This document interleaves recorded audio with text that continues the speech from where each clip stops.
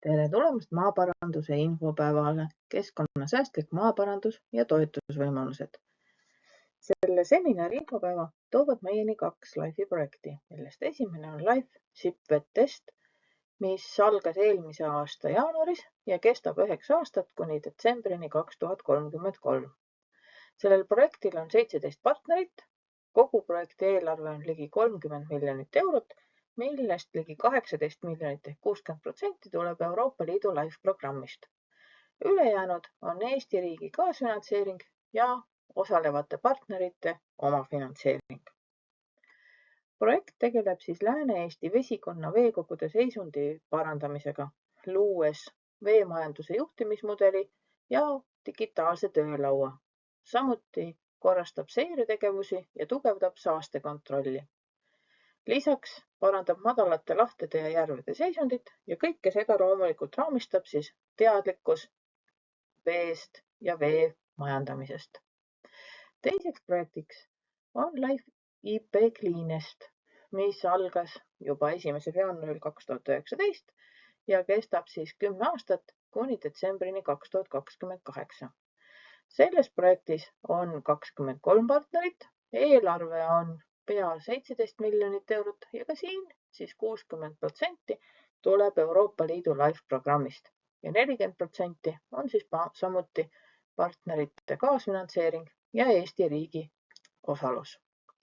Kui Vettest tegeles Lääne-Eesti vesikonnaga, siis Cleanest tegeleb Ida-Eesti vesikonna veekogude seisundi parandamisega. Kui suures osas tegevused on ja eesmärgid on sarnased, siis Ida-Eestis on olulisel kohal ka jääkreostusega tegelemine, sest Ida-Eestis neid valdkondi ja probleeme meil jätkub. Tänase päeva eesmärkideks on anda ülevaade keskkonnakaitse rajatistest, lähtudes vajadusest ja olulisematest tehnilistest aspektidest ning jagada ka praktilisi nõuandeid, kuidas majandada maaparandussüsteeme keskkonnasõbralikult. Siis tutvustada keskkonnakaitse rajatiste ehitamise ja uuendamise toetusvõimalusi ja maaparandustoetuste taotlusvorme. Tegevuste planeerimiseks on meil plaanis anda ka ülevaade eesvoolu uuendamise olulisematest tööetappidest ja liikidest.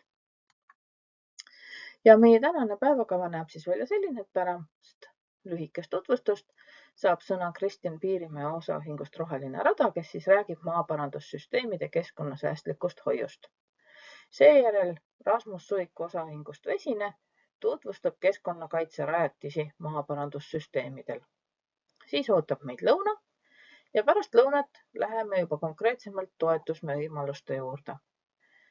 Kõigepealt räägib Reena Osolin Regionaal- ja Põllumajandusministeeriumist keskkonnarajatiste toetusvõimalustest, seejärel Taimo Arend Maa- ja Ruumiametist sellest, missuguseid töid sisaldab eesvoolu uuendamine ning päeva lõpetame juba väga konkreetselt erinevate toetusvõimaluste taotlemise ülevaatega ja selle ülevaate annab meile Piret Karu PRIA-st. Ja orienteeruvalt 2:30 on enam-vähem päev läbi. Mõned tänased kokkulepped. Kohapeal küsime küsimusi mikrofoniga, et veebis osalejad ka meid kuuleksid. Ilmaasjata ei jutusta, sest taustamüra takistab veebis kuulajaid.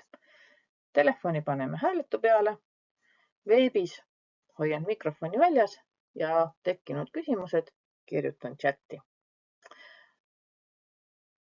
Ja nüüd annangi sõna Kristjan Piirimäele. No nii, tõesti tere hommikut minu poolt ja tõesti mina olen Kristjan ja nende maaparandussüsteemidega olen ma selles mõttes kokku puutunud, et ma olen uurinudki täpselt maaparandussüsteemide mõju keskkonnale ja proovinud ikkagi saavutada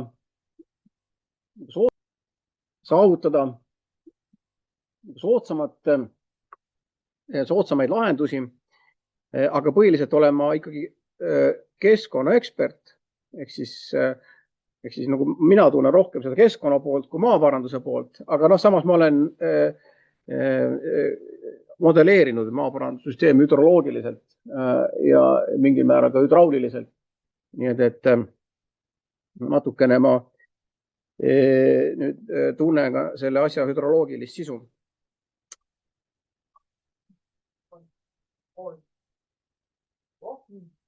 Ikka oled veebis. Nähtav. Väga hea, väga hea. Niimoodi, et midagi ma selle asja kohta oskan juba arvata küll. Nüüd neid igasuguseid slaide on mul palju, aga ma ei loodagi, et ma saan neid kõiki teile näidata ja läbi vaadata. Et sellist plaani polegi. Aga noh, et siin on terve hulk juhtumi uuringuid, millest nagu võiks rääkida. Ja ma tahaksin natukene ka teoreetilisi aluseid väga lühidalt rääkida, aga tõesti see poole tunniga ei ole mul väga suurt ambitsiooni ikkagi nagu väga palju rääkida. Aga et võib-olla mitte teid kiudata, ma kohe ütlen ära kokkuvõtte, mis see point on. Et maaparandussüsteemid, jah, on väga tõsine keskkonnaprobleem. Nad kahjustavad jah keskkonda ja oluliselt asi on halb. Aga nüüd maaparandus, sellega tegelevad inimesed ei ole kriminaalid ega kahjurid.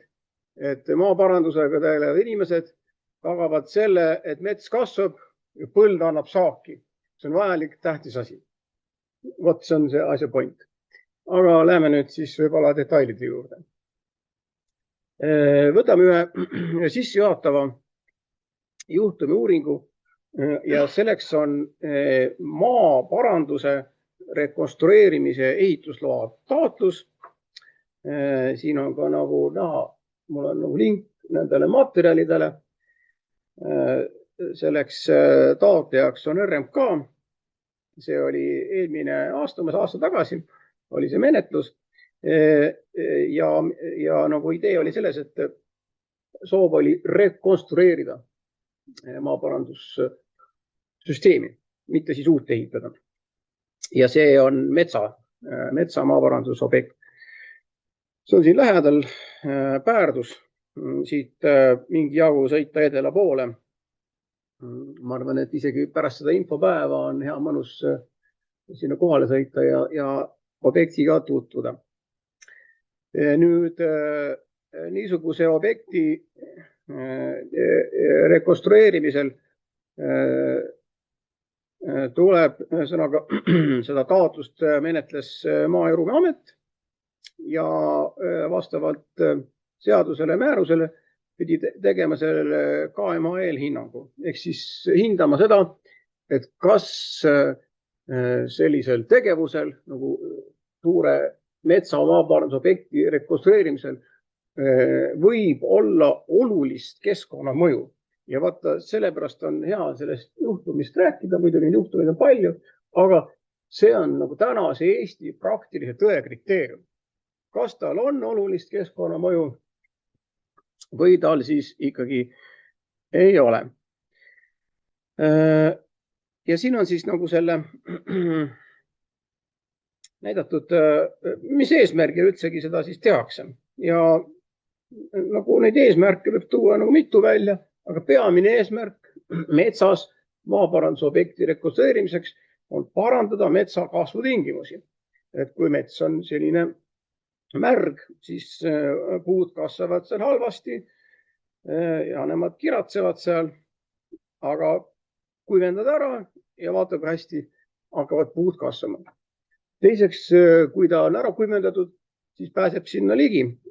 Niimoodi, et see tagab ka ligipääsu metsale, nii et masinatega saab selle metsa sealt välja vedada.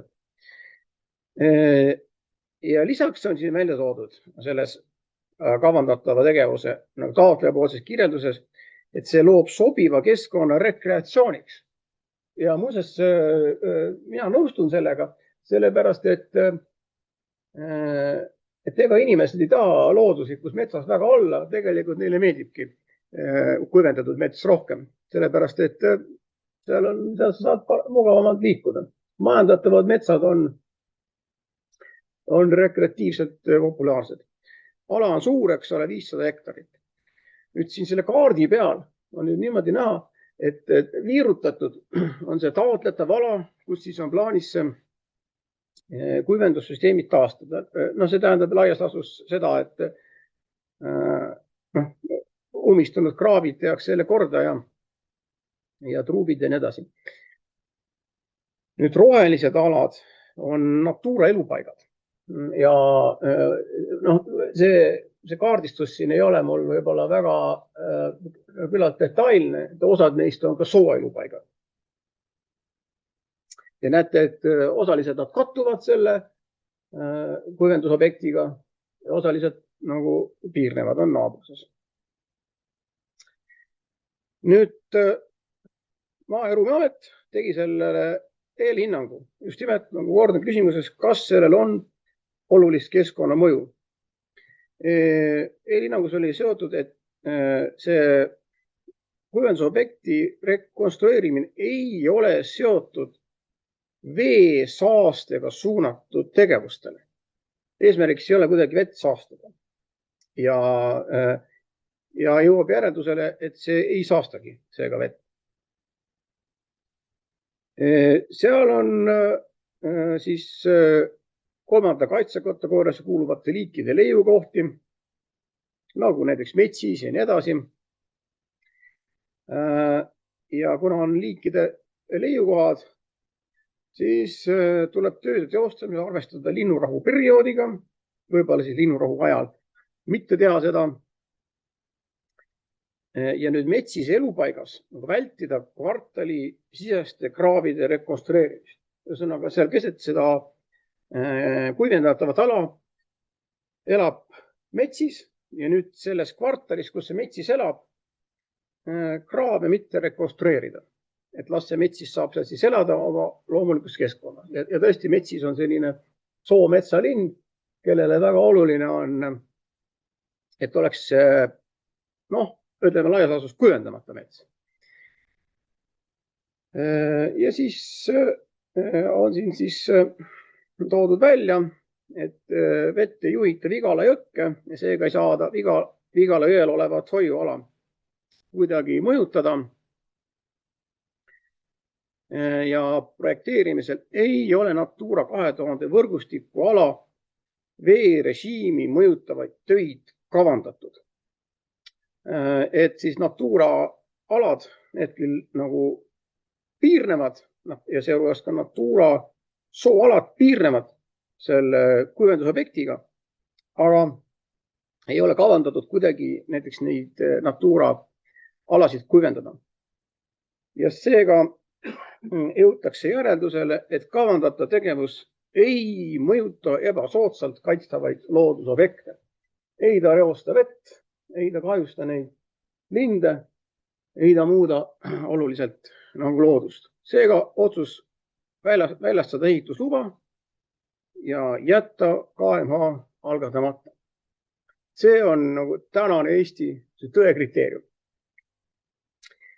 Nüüd et mina kui keskkonnaekspert tahaksin väga ettevaatlikult seda siiski oponeerida.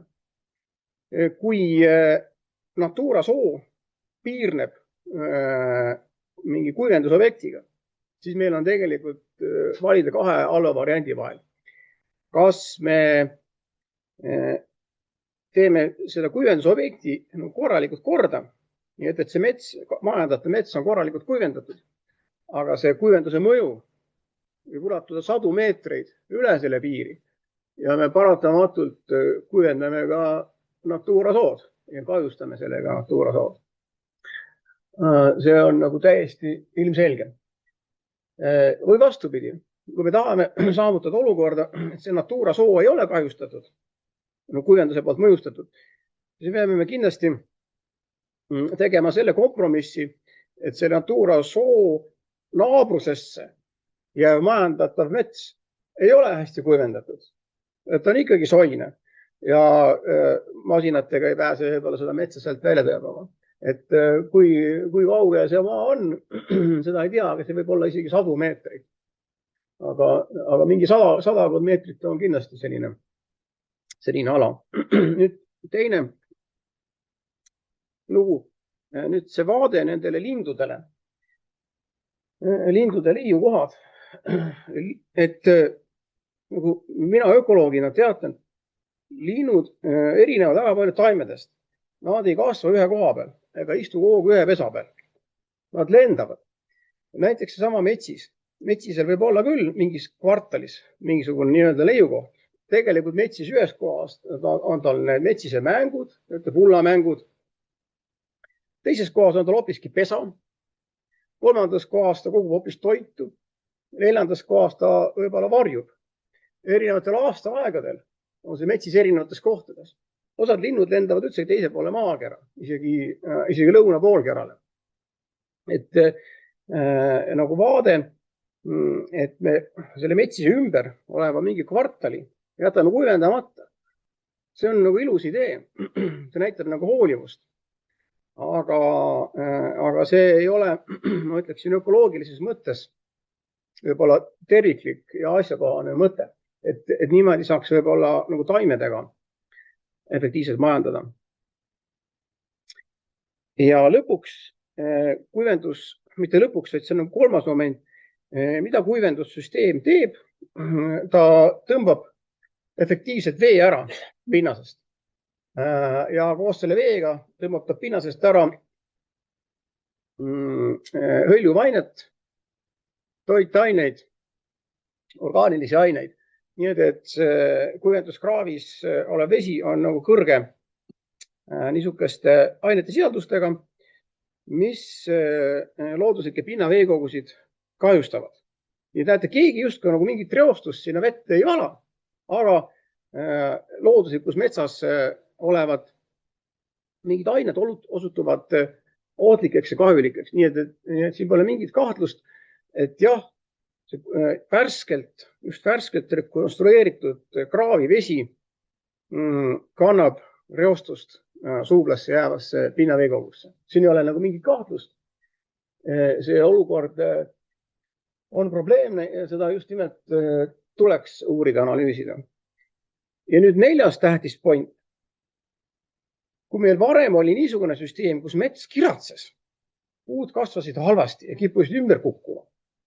Ja nüüd tekib süsteem, olukord, kus mets kasvab hästi, siis see loodus nagu muutub täielikult, sellepärast, et puud ongi need, mis määravad ära kõik muu. Puudest sõltuvad rohtaimed, sõltuvad loomad, seened ja nii edasi. Kõik on puude poolt määratud. Nii et kui me muudame asja selliselt, et me muudame nagu soo metsaks, siis see soo, mis meil ennem oli, see nagu sisuliselt see kaob. Ja need liigid, mis tal elasid, need kaovad, võib-olla enamuses, need liikidest kaovad, asemele tulevad uued liigid. Kas see on halb või hea? Seda ma ei tea, aga see on väga-väga suur muutus. Ja vaadake, millise hiiglasliku pindalal.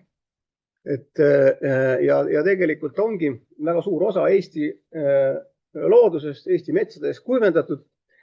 Ja nagu ma ei tea suurema keskkonna mõjuga tegevust, kui seda ongi sama metsa kuivendamine.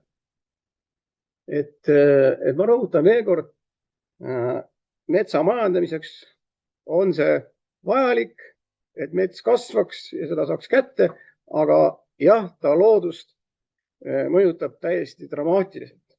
Ja nüüd soometsa liikide jaoks on see võib-olla katastroofiline mõju. See sisuliselt, see mis meil oli, see loodus, soomets, see ju hävineb. See hävineb. See asemel tuleb midagi muud ja võib-olla on see isegi parem, me ei tea seda, aga see hävineb. Nii et need on need mõjud siin. Muuseas, tegelikult oleks võib-olla paras aeg küsimuste vooruks. ja vaidlemise vooruks. Mikrofoni kohe.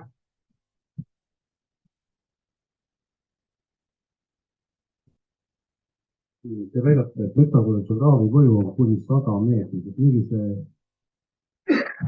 uuringute mulvastiku andmete põhiline?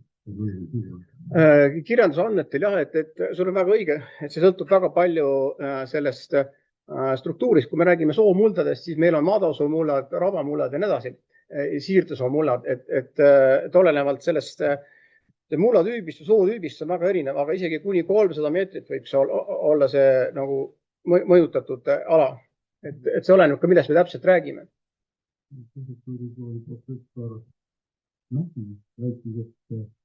Turvastab mulle ainult turve rakendamise. Kas ta siis nagu valetas? Ei valetanud. Siin on väga erinevad asjad, et kui me räägime nagu turbaraba kuivendamist, siis kuidas see käib, see raba kuivendatakse ära nii sügavalt, et ta ulatub nii-öelda nagu põhjani välja, kus maad sa tahad ja siis tasapisi mööda neid kuivenduskraave, gravitatsiooniliselt reeglina see turvas tuleb sealt välja ja tõepoolest see turvas hakkab seal siis ka nagu vajuma.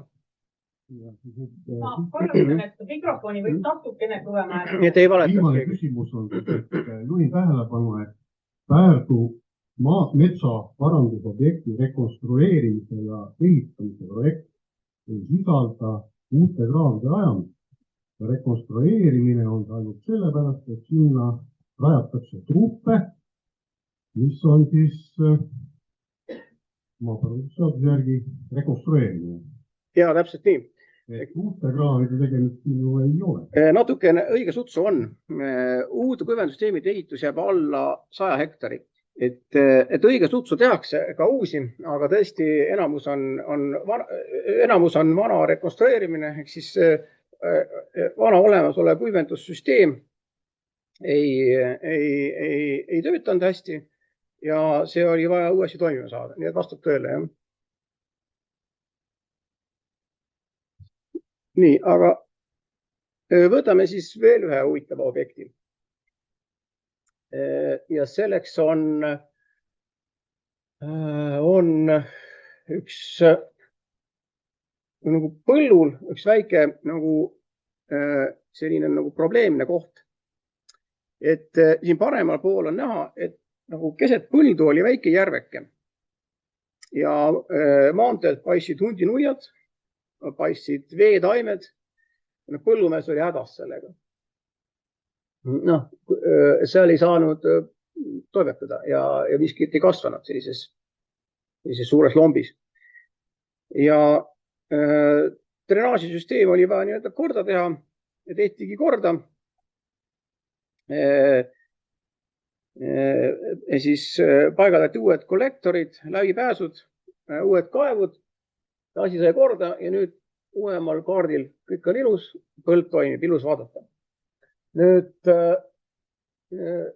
ütleme maaparandaja silm puhkab sellel, see sai nagu korda tehtud.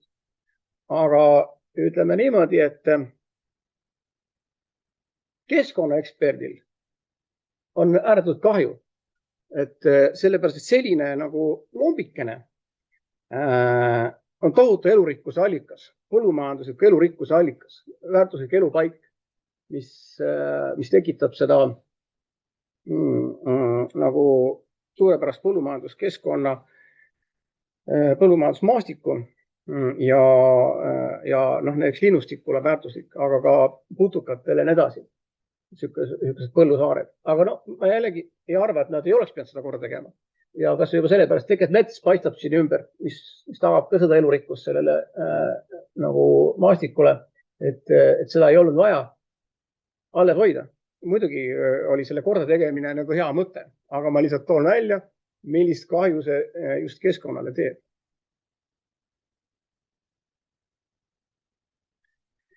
Eks siis ilu on vaataja silmades. See kõik oleneb, mis perspektiivist vaadata. Aga ma arvan, et paras aeg on jõuda nüüd selle teooriani. et seda teooriat palju ei ole, aga on mõned nagu lihtsad asjad. Esiteks siis see, et kraavituse tagajärjel põhjavee tase, ta võib langeda. Ja siis suureneb aeroobse mulla horisondi osakaal ja vabaneb täiendavaid toitaineid. Nii et just nimelt see, et see pinnas puutub kokku hapnikuga, see on see needus. Et näete, et me ei lisa mingisuguseid saasteaineid siin, aga tekib see muutus, et nagu muld ise muutub nagu saasteallikaks. Täiesti looduslik muld. Ja tõesti see hoogustab siis puude kasvu, areneb kõdusoomets, ehk siis tekib midagi täiesti uut ja teistsugust. Ja nüüd toitainerikkastes soodes on siis see muutus suurem ja seal on siis ka see puidu juurdekasv kiirem ja see veetase siis nagu langeb kiire. Veetase langeb ka nüüd sellepärast, et puude kaudu toimub tohutu vee aurumine. Nii et see tekib selline aherreaktsioon, nii et tõesti soo kuivab metsaks efektiivselt.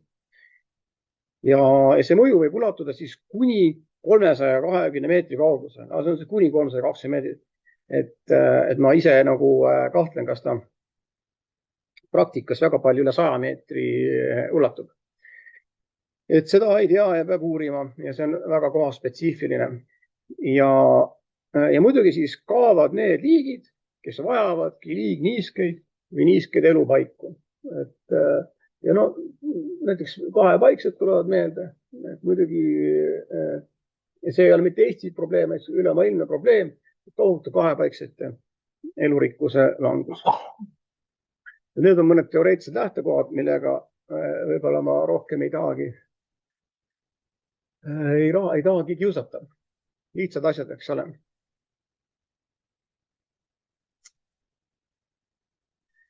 Ja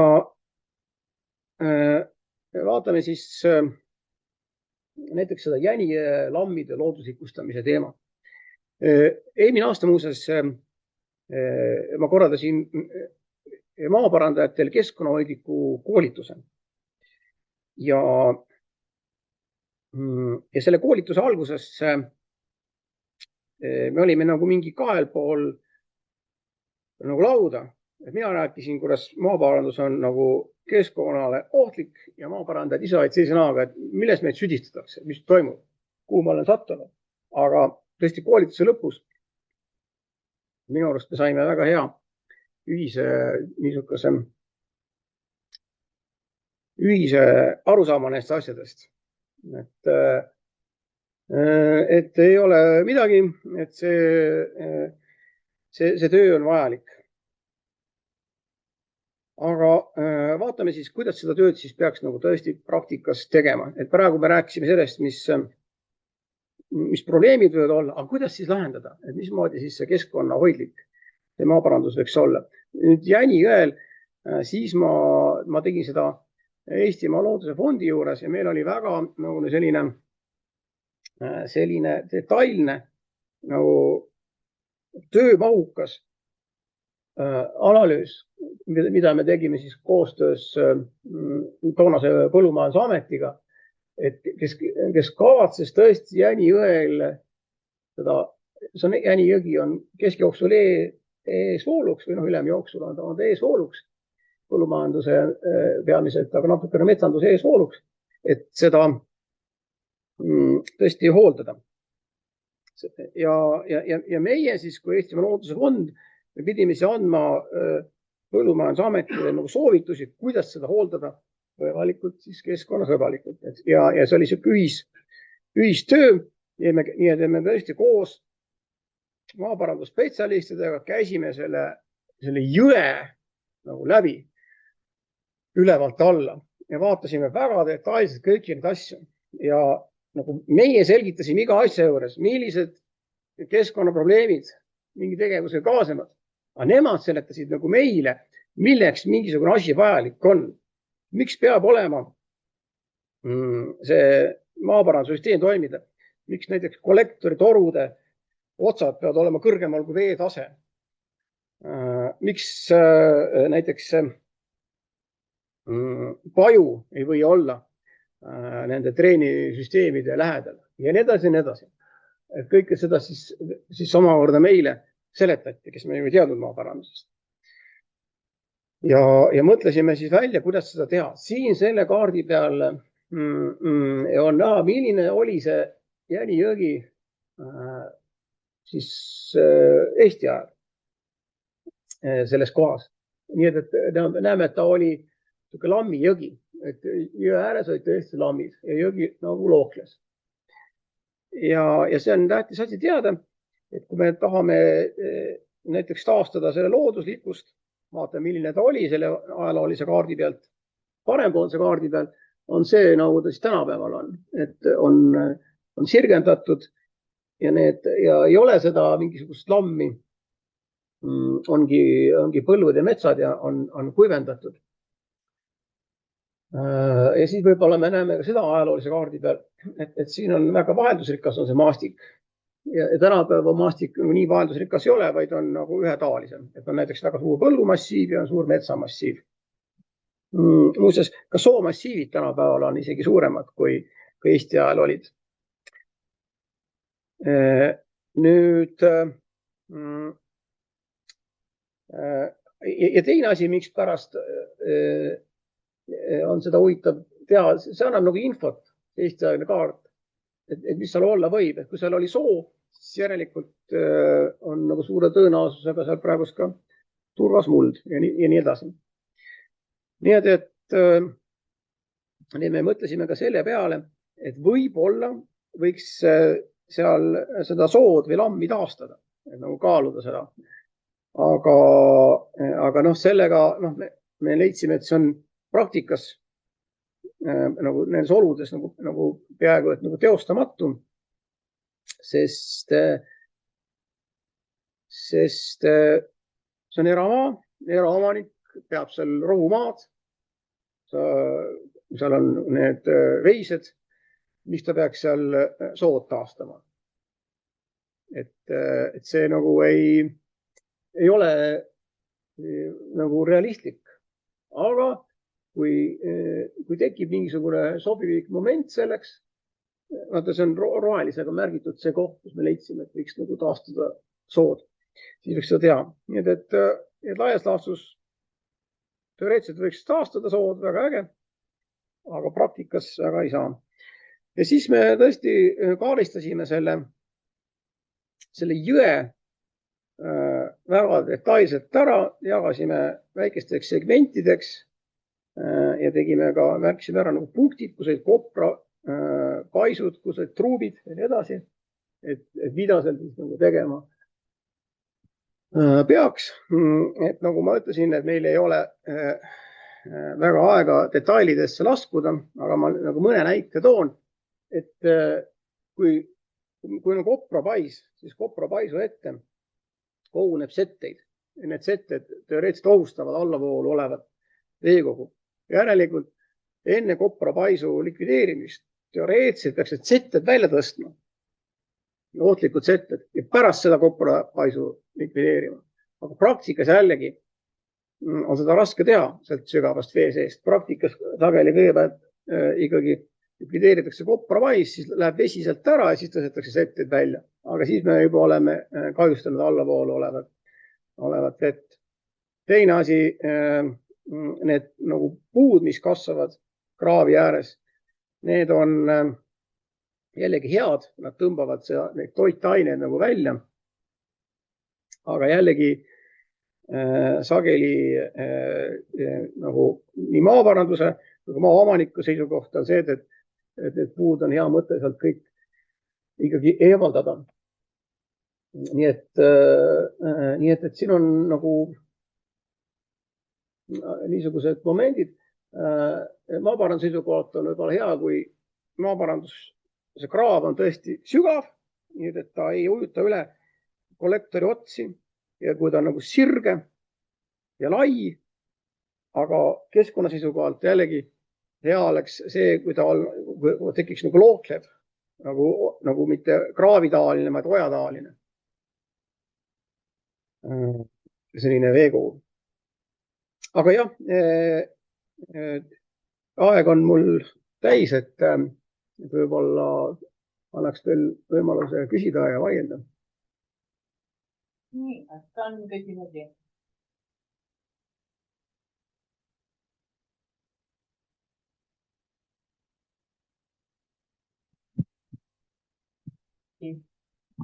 Tundub, et hetkel ei ole. Kristjan, eeldatavasti on siin päeva lõpuni. Ma võin olla, kui vaja. Et äkki tekib soov või tahtmist vaielda siin lõuna ajal kuskil, et siis ei lase nii pea ära. Olgu, ma jään siia. Nii, aga aitäh Kristjanile. Ja.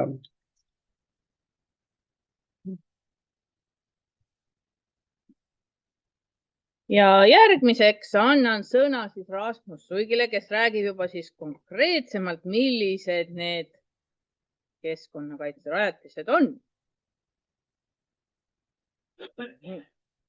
Nii, see töötab ka.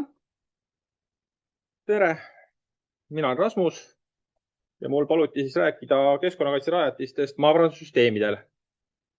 Ja tegelikult on maaparandussüsteemide projekteerimisnormides on loetletud teatud keskkonnakaitserajatised ja on olemas keskkonnakaitserajatised, mis pole veel süsteemi projekteerimisnormidesse jõudnud. Et paluti siis, et ma käsitleksin mõlemat. Ettekande koostamisel ma olen siis tuginenud maaparandusseadusele, maaparandussüsteemi projekteerimisnormidele ja maaparandushoiutööde nõuetele. Ja siis 2 Keskkonnaameti juhendile.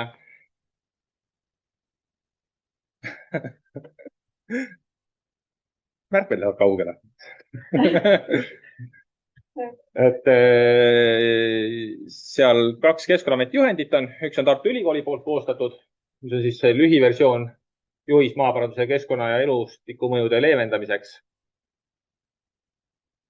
Ja teine on siis Eesti Maaülikooli poolt koostatud tehniline juhend, mille koostamisel on aluseks siis võetud see Tartu Ülikooli juhend. Et Maaülikooli poole pealt koostas seda siis Toomas Timmusk ja projekteerimisbüroost Maa ja Vesi Henri Taanil Ots. Ja kuna see maaparandus on seotud tahes-tahtmata ka mingite toetustega, ka täna siin pärast päeva teises pooles räägitakse toetustest. Veidikene on kajastatud ka siin siis 2 PRIA toetust eesvoolude uuendamiseks ja keskkonnakaitserajatiste ehitamiseks ja uuendamiseks. Ja siis maaparandussüsteemide asjakohastamiseks ja keskkonnakaitserajatiste ehitamiseks. Et alustamegi siis nendest PRIA toetustest, et on olemas selline nagu maaparandussüsteemi eesvoolu uuendamise ning keskkonnakaitserajatiste ehitamise ja uuendamise investeeringu toetus. Ja seal on toetatavaks tegevusteks toetatud tegevuse eesvoolul on settebasseini ja puhastusvõdu uuendamine. Tegelikult on seal toetuses kirjas ka see, et kui uuendataval eesvoolul paikneb uuendamist settebassein või puhastusvõdu, tuleb see juba koos eesvooluga nagunii uuendada. Ja hoiutööde määruses tuleb, et settebassein vajab uuendamist, kui selle setteruum on vähemalt 50% täis ja puhastusvõdu vajab uuendamist, kui sellel on kuhjunud taimekõdu. Selles samas toetuses antakse toetus siis ka maaparandusseaduses sätestatud keskkonnakaitserajatiste ehitamiseks. Need on siis need keskkonnakaitserajatised, mis ongi nad ütlevad, et maaparandusseaduses sätestatud, aga tegelikult nad on loetletud maaparandussüsteemi projekteerimisnormides. Ja seal on ka viide siis nagu, et muudele keskkonnakaitseks vajalike keskkonnarajatiste ehitamiseks. Ja need on siis kajastatud põhimõtteliselt 2 nendes Tartu Ülikooli juhendis ja siis Maaülikooli juhendis.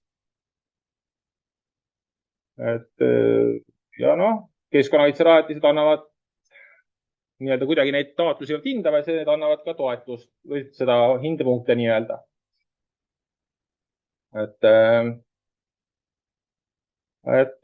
selles suhtes, et need keskkonnakaitserajatised on nagu automaatselt selle toetuse üks osa, ütleks niimoodi. Siis on maaparandussüsteemi ajakohastamise ja keskkonnarajatiste ehitamise investeeringu toetus. Siin on täpselt samamoodi, et toetatakse projekteerimistingimustes toodud või maaparandusseaduses sätestatud keskkonnakaitserajatiste ehitamist ja siis samamoodi muid keskkonnakaitseks vajalike keskkonnarajatiste ehitamist. Ja samamoodi, et need muud on siis kajastatud selles nii-öelda Maaülikooli ja Tartu Ülikooli juhendites. Ja samamoodi hindamiskriteeriumites, et antakse siin hindepunkte veerežiimi kahepoolseks reguleerimiseks kui ka settebasseinide ja tehismärgalade ja muude keskkonnakaitserajatiste. Kui settebassein või tehismärgala sinna projekteerida, siis see annab ka nii-öelda hindepunkte. Aga noh, siis veidikene, kogu aeg ütleme, et nad on maaparandusseaduses kajastatud, et siin on tegelikult, et maaparandusseadus on toodud, et maaparandusseadus käesoleva seaduse tähenduses on maa kuivendamise, niisutamise ning maa veerežiimi kahepoolne reguleerimine. Samuti, aga noh, me jõuame lõpuks selle välja, et maaparandushoiutööde tegemine maatulundusmaa sihtotstarbega maa viljelusväärtuse suurendamiseks ja keskkonnakaitseks. Et noh, see keskkonnakaitse käib sellest maaparandusseadusest mitmetest kohtadest läbi. Et keskkonnakaitserajatis on üks osa nii-öelda sellest maaparandussüsteemist. Et noh, siin all on ka, et maaparandussüsteem on maatulundusmaa viljelusväärtuse suurendamiseks ja keskkonnakaitseks vajalike ehitiste kogum. Et noh, siin me jõuame lõpuks selleni, et noh, ta on üks maaparandussüsteemi rajatistest, on keskkonnakaitserajatised, aga noh, põhiline tegelikult, mis peab jälgima, et on paragrahv 5 on maaparandussüsteemi nõuded, et seal on avatud eespool peab olema võimalikult suure isepuhastusvõimega, selle tagamiseks vaja keskkonnakaitserajatisi. Aga nende rajamisel ei tohi ära unustada ka seda, et maaparandussüsteem peab minimeerima hajukoormuse leviku ohtu. Et paljud keskkonnakaitserajatised, mis on erinevatest juhenditest toodud, et neid on nagu tore igasugustest juhenditest ja määrustest võtta, aga kui sa võtad, kuidas nad looduses ära mahuvad või kuidas nad nagu peaks ära ehitama, et palju nad maad võtavad, siis alati see ei ole nagu päriselus nagu teostatav nii-öelda. Et me jõuame siin nendeni pärastpoole.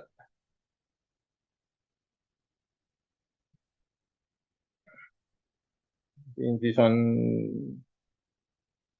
maaparandussüsteemi projekteerimisnormides on toodud järjekordselt see, et keskkonnarajatis projekteeritakse selliselt, et oleks välistatud maaparandussüsteemi toimimisvõime kahjustamine. Täpselt sama, mis oli ka toodud selles eelnevas maaparandusseaduses.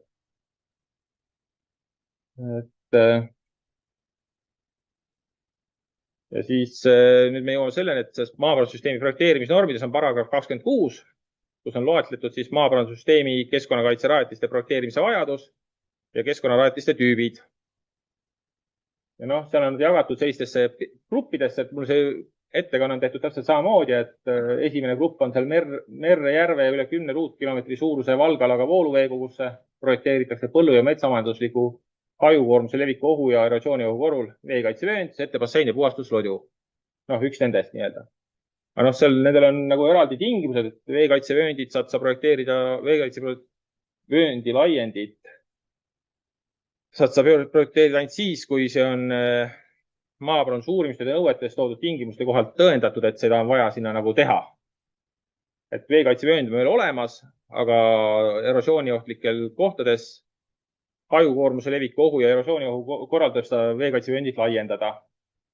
Või siis näha ette sinna pärast järgmisel slaidi veel tuleb, et kuidas neid erinevaid lahendusi on veekaitsevöönditel siis nendes juhendites ette nähtud. Ja siis noh, settebassein ja puhastuslödu on täpselt samamoodi, et seda peab olema erosiooni oht, et neid projekteerida või hajukoormuse leviku oht. Aga seal on selline asi, et veeseaduse alusel määratud nitraaditundliku alal tuleb settebassein ja puhastuslödu projekteerida alale, kus põhjavesi on kaitstud. Ühesõnaga, kui seda ei ole võimalik tagada, et põhjavesi jääb kaitstuks nende projekteerimisel, tuleb leida muud keskkonnakaitselised lahendused. Aga siis see veekaitsevööndi laiend. Et veekaitsevööndi laiendi eesmärk on kinni pidada veekogudest ümbritsevalt alalt pinnaveega sissekantav mineraalset ja orgaanilist materjali, taimetoiteaineid ning pestitsiite. Siin on siis, valdavalt on see ettekanne kõik ehitatud üles sellele Eesti Maaülikooli juhendile, mis siis sest Tallinna Ülikooli poolt koostatud juhend. See on selline veidike teoreetilisem ja see Maaülikooli juhend on veidike praktilisemaks tehtud ja seal on siis, juhendides on välja toodud ka siis mõlemas tegelikult rajamisega kaasnevad mõjud, et väheneb heliumi ja toitainete väljakanne, suureneb looduslik mitmekesisus, lisanduvad elupaigad. noh, seal on ka see, et veekaitsevööndi rajamine on ka otsene majanduslik kulu, vähendab haritavat maapindala ja hooldus. Et seal on kaks varianti nii-öelda, mis seal oli, näidises on välja toodud, et veekaitsevöönd, et lagedal alal veekaitsevööndi laiend suurelt põikkaldel ehk kui maapinna lang on suurem kui 1/10 või veekaitse laiendi arvutuslaius on väga suur ja seda soovitakse vähendada, tuleb sinna põhimõtteliselt künnivaakujulised vaod sisse teha nii-öelda paralleelselt eesvooluga ja pinnaspaisud, et see on siis selle mõttega, et see vesi jääb nendesse vagudesse kinni, et ta ei jookse esimese hooga kohe nii-öelda sinna eesvoolu sisse ja ei vea seda kõike kaasa, mis sealt põllu pealt tuleb. Et see on sellise, ütleme nii, et jah, laugema nii-öelda ala peal, et ja kui on ta sellised pikad, ühtlased kraavinõlvad nii-öelda. Noh, nüüd on siis haritaval maal, aga kui on suur erosioonioht ja ta on järsul nii-öelda maa-alal, siis sinna on ette nähtud selline rajatis. Et põhimõtteliselt tehakse pinnaspais või pinnasest tamm, mille taha hakkab siis suurveekorul vesi kogunema ja alla pannakse äravoolutoru, mis siis jupi kaupa hakkab seda vett juhtima nii-öelda eesvoolu. Et kui me nüüd hakkaksime mõtlema, et kui suur see päriselus välja näeks ja kui kaugele ta seda asja mõjutaks, siis noh, siin me jõuamegi selleni, et kas sellist asja saab nagu päriselt kellelegi põllumaa peale maha müüa nii-öelda projekteerija poolt või ka keskkonnakaitse poole pealt, et me võime ju aru saada, et sinna peab midagi ette nägema, tegema. Aga kui me ütleme, et see pinnase vall peab olema näiteks 1,5 meetrit kõrge või 2 meetrit kõrge, pealt meeter lai, nõlvused juurde. Ja seda ei ehita tõenäoliselt ka kohapealsest pinnasest, seda kõik juurde vedada, sest kohapealne pinnas on sul tõenäoliselt kraavist sa saad ainult setet. Ja noh, huumuspinnasest sa päris ei ehita. Aga selline tore rajatis on nagu välja mõeldud. Et noh, siis veekaitsevööndist ei oskagi rohkem väga midagi rääkida.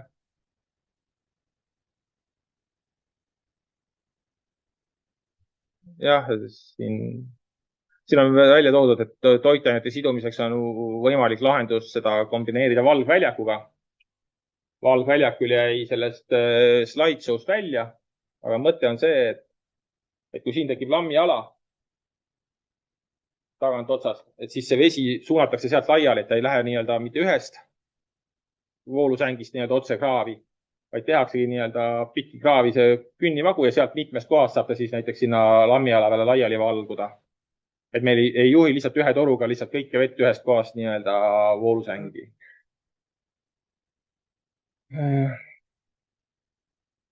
Noh, siis on meil settebasseinid. Et noh, ta projekteeritakse siis pinnase erosiooni ohu korral või kui on eesvoolu või kraavi juhtumisoht.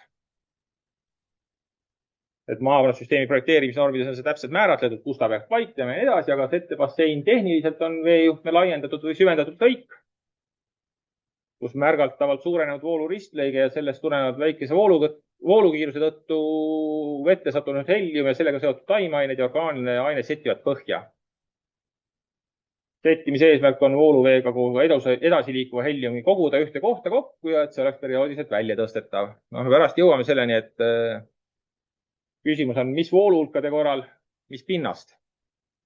Et settebasseiniga sa ei saa, no settebasseinid läksid väga suureks, kui hakata sealt nii-öelda maksimaalsete vooluhulkade korral mingeid setteid püüdma ja mis pinnaseid ja väga väikseid pinnasosaksi püüdma nii-öelda. Ja siis sellesse nii-öelda Maaülikooli juhendis, nagu mina ta nimetan, on settebasseinid jagunevad dimensioneerimise alusel 3-ks. Hüdrauliliselt dimensioneeritavad settebasseinid, konstruktiivselt dimensioneeritavad settebasseinid ja tehnoloogiliselt settebasseinid. Need esimesed 2 hüdrauliliselt ja konstruktiivselt dimensioneeritavad settebasseinid on tegelikult kajastatud ilusasti ka maavarassüsteemi projekteerimisnormides. Tehnoloogiline settebassein kajastub aga maavarassüsteemi hoiutööde nõuetes. Ehk tegelikult ta kvalifitseerub Maa- ja Ruumiameti alus ehitusloa menetluse käigus vist tegelikult hoopis selleks muuks keskkonnakaitse rajatiseks. Sest kui sa rajad nii-öelda hüdrauliliselt dimensioneeritud setebasseini või konstruktiivselt dimensioneeritud setebasseini kuivendusvõrgule, siis nende jaoks sa pead taotlema projekteerimistingimused. Tehnoloogiline setebassein, see tuleb minu teada lihtsalt kooskõlastada, et me tahame seda teha sinna. Et jõuamegi siis, noh, siin on ilus jutt, kõik see jääb alles, aga vaatame, ma näen seda juttu siin ka, et sama jutt, aga nüüd siis äkki pildi kujul, et siin üleval see värviline pilt on võetud siis Tartu Ülikooli sellest juhendist, kus on nad toonud siis põhimõttelise skeemi ristlõike pealtvaate ja siis teine on siis Maaülikooli koostatud selles juhendis toodud settebasseini skeem. Et milline see settebassein siis võiks välja näha, kui ta on hüdrauliliselt või konstruktiivselt dimensioneeritud. Et noh, settebassein projekteeritakse eesvoolule üldjuhul ristküliku kujulisena. Noh, külgede suhted on 1,3 ja 1,5. Siis kraavist settebasseiniks üleminek peab võimalikult sujuv olema, soovitatud 45 kraadi. Ja mõlemal juhul on ette nähtud, et settebassein projekteeritakse väljavoolava kraavi põhjast vähemalt 1 meeter sügavama. Ja mis on vahe nagu see hüdrauliline ja konstruktiivselt projekteeritud settebassein, nende lõpuosa tuleb kujundada elustiku ja kahepaiksete jaoks sobivaks elupaigaks. Põhimõtteliselt sinna tahetakse madalaveeline ala või siis taimedega kaetud lodu, kuidas keegi on seda nimetanud, mille pikkuseks määratakse, on öeldud, et peab olema vähemalt 2 meetrit. Pikkuseks peab olema vähemalt 10% settebasseini pikkusest.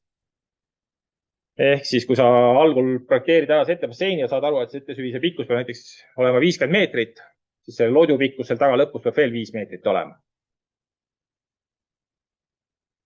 Et ja noh, siin on öeldud, et nüüd me jõuame selliste väikeste vastuoludeni nende kahe juhendi vahel. Et selle Maaülikooli juhendis on öeldud, et see madalaveeline ala, et selle üks nõlv tuleb projekteerida nõlvusega 1,3, et see veelustik saaks sealt sisse välja liikuda. Samas Tartu Ülikooli juhendis on öeldud, et selle puhastuslodu kõik nõlvad tuleb projekteerida nõlvusega 1,6. Ühesõnaga, kui meil on see puhastuslodu kraav, ütleme, et see kraav, väljavoolav kraav on meeter sügav, puhastuslodu lõpus olev, settebasseini lõpus olev see madalaveeline ala on siis maapinnast 1,3 meetrit.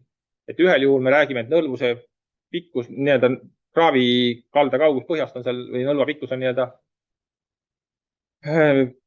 palju see on, 1,3 × 3, 4 meetrit. No teisel juhul me räägime põhimõtteliselt 8 meetrist. Et see nõlvus 1,6 teha nii-öelda ja kõik nõlvad. Et tegelikult seal võib tekkida olenevalt, kuidas see settebassein seal nagu dimensioneeritud, et kui on tehtud kitsas settebassein suhteliselt, ütleme, laiusega 10 meetrit ja tahad teha sinna taha korralik puhastuslodu, siis puhastuslodu tegelikult läheb taga settebasseini laienduseks, ütleme niimoodi maapinna joone pealt vaadatuna. Et selliseid väikseid erinevusi nendes juhendites on. Samas, kui me vaatame näiteks, et pärastpoole me räägime siin samast kraavi laiendid ja leevendustiigid nii-öelda, mis on toodud puhtalt siis Tartu Ülikooli sellest juhendist, siis seal räägitakse nõlvustest 1,3 siiski. 1,2, 1,3. Aga siin nad on millegipärast ette näinud, et see võiks ikka 1,6 olla. Et see on nüüd täpselt see koht, kus siis projekteerijad põhjendavad, mis lahendused ja miks ta valis nii-öelda, et ega siin nagu paremat lahendust praegu ei ole. Et noh, me räägime siin hüdrauliselt dimensioneeritavast settebasseinist ja nüüd siis tulenevalt maaparandussüsteemi projekteerimisnormidest tuleb settebassein hüdrauliselt dimensioneerida, kui selle valgala pindala on põllumajandusmaal üle 2 ruutkilomeetri ja metsamaal üle 5 ruutkilomeetri. Et ja järelikult siis, et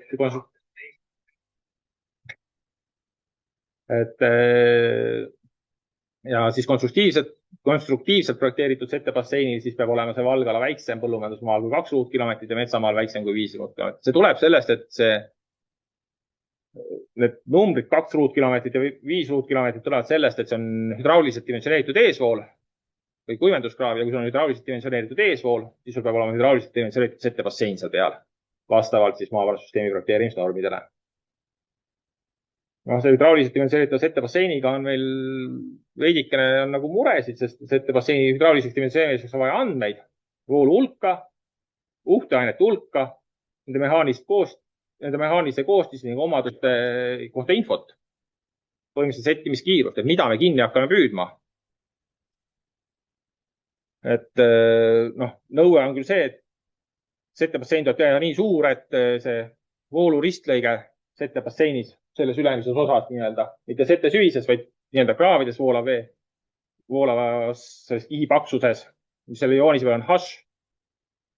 Et see voolukiirus ei oleks suurem kui 0,2 meetrit sekundis. Et nüüd ongi küsimus, et mis vooluhulkade korral me kinni peame. Truupe me projekteerime 3% maksimaalsele vooluhulgale. Kraavide kontrolli teeme 10%-sele, et kas vesivoolusäng ära mahub kevadise maksimaalsele vooluhulgale. Et need on väga suured vooluhulgad ja see settebassein läheks väga pikaks, et mida suurema vooluhulk, seda laiemaks peab settebassein tegema, seda kauem läheb aega, et see setteosake sealt settiks. Ja sellest tulenevalt on siis maavarasüsteemi projekteerimisnormides ette nähtud, et settebasseini dimensioneerimise vooluhulgaks võetakse 50%-se ületustõenäosusega kevadine suurim päeva keskmine vooluhulk. Ja üldjuhul siis hakatakse sealt välja setitama peenliiva ja sellest suurema pinnase fraktsiooniga osakesi. Et ma olen kunagi teinud ühele maavarasüsteemi eesvoolule selle arvutuse ära. Siis ta oli veel PTA. Oli üks eesvool Lõuna-Eestis, oli eesvoolu uuendusprojekt. Uuendusprojekti raames nähti ette, et see eesvoolu uuenduse käigus ei tohi rohkem välja võtta, sealt kui 1,20 jooksmeetri kohta. Vist see kraavi keskmine tuli see 0,8 tolle peal. Ja kui me selle hüdrauliselt ära dimensioneerisime selle settebasseini sellele vooluhulgale, siis settebasseini kaeve maht oli sama suur, kui oli selle eesvoolu puhastamise maht. Et see vooluhulk oli nii suur, ristlõige läks nii laiaks, pikkus läks nii suureks, et sellele meeter sügavale või meeter 20 sügavale eesvoolule seal nii-öelda settebassein teha, siis ta läks sama suureks see kaeve maht praktiliselt, kui sellele eesvoolu puhastamise maht oli. Nii, et siin ongi see, et meil on vooluhulka vaja teada. Vooluhulka me saame seda erinevate metoodikatega arvutada ja leida. Seda on kõik käsitletud maavarasüsteemi projekteerimisnormides. Aga samuti meil on vaja teada ka väljavoolava kraavi langu enam-vähem, ristlõike suurust. Muidu me ei saa teada, kui suur on selle vooluhulga korral see veekihi paksus, see hash nii-öelda, mille juures me hakkame seda kõike välja setitama nii-öelda. Et aga jah, mida kiirem on veevool, seda pikemaks ta läheb, mida väiksem on osake, seda pikemaks ta läheb nii-öelda. Et jah, siis meil on konstruktiivselt dimensioneeritavad settebasseinid. Ehk siis mitte hüdrauliselt arvutatavale eesvoolule. Ta projekteeritakse samamoodi ristkülliku kujulise laiendusena või segmentbasseinina, ehk siis nii-öelda ühelpoolne mingi kaar või mingi. Ja siin on toodud, et mille pindala ruutmeetrites on võrdne vähemalt 5-kordse valgala pindalaga hektarites. Nüüd me jõuame jälle selleni, et meil on vastuolud kahe toreda juhendi vahel. Et Maaülikooli juhendis on öeldud, et valgala suur, et see peab olema, et see ongi see, et pindala ruutmeetrites on vähemalt võrdne 5-kordse valgala pindalaga hektarites. Ehk kui valgala suurus on 50 hektarit, siis settebasseini nii-öelda pindala peaks olema 250 ruutmeetrit. Ja me ei räägi põhjapindalast ega maapealt pindalast, või tegelikult väljavoolava kraavi põhja kõrguse pealt. Ehk siis sette süvise pealt pindala, ütleme siis niimoodi. Aga nüüd me jõuame selleni, et Tartu Ülikooli juhendis on öeldud, et see suurus võiks olla 8 ruutmeetrit hektari kohta, mis siis teeks selleks, et kui Valgara suurus on 50 hektarit, siis see settebasseini settesüvise pealt suurus peaks olema 400 ruutmeetrit. Et 50 hektarit tegelikult ei ole väga suur maa-ala ju. Kui me räägime näiteks metsaobjektist või ka mingitest põlluobjektidest, et kui me sinna hakkame, ta ei lähe hüdrauliselt dimensioneeritav alla, teeme selle konstruktiivselt projekteeritava, siis 250 ruutmeetrit sette süvise pealt pindalat, no see on ikka omajagu. Pluss siis see, me peame arvestama see, et maa pealt on ta veel rohkem, sest nõlvused tulevad ju ülesse. Ja noh, kui me jõuame ka selleni, et vaatan, kus kohta nüüd. Noh, et ja noh, siin on muidugi on öeldud, et konstruktiivselt dimensioneeritud settebasseini settesüvise minimaalne maht on 25 kanti. Et jah, et nüüd on küsimus selles, et äkki siis teha näiteks selle, meil ei ole küll see hüdrauliselt, et see eespool ei nõua hüdrauliselt dimensioneeritud settebasseini, aga teeme selle arvutuse sinna peale. Olen mõnes objektis proovinud, juhtub kord ühele poole, kord teisele poole. Mõnikord on tast kasu nii-öelda, et see hüdrauliline settebassein tuleb väiksem, mõnikord ei pruugi tulla väiksem. Et tegelikult on see projekteerimise käigus nii-öelda läbi arvutada, et kumma järgi, et tegelikult ei ole keelatud noh, vooluveekogule või eesvoolule, mille pindala on väiksem kui põllumajandusmaal 2 ruutkilomeetrit ja metsamaal üle 5 ruutkilomeetrit. Siin ei ole keelatud teha ka hüdraulist settebasseini peale. Hüdraulist dimensioneeritud settebasseini peale, aga vastupidi on. Et kui on hüdrauliselt dimensioneeritud eespool, siis sinna konstruktiivselt settebasseini peale dimensioneerida ei tohiks. Et ja mis me siin jõuame jälle selleni, et settebasseini nõlvused.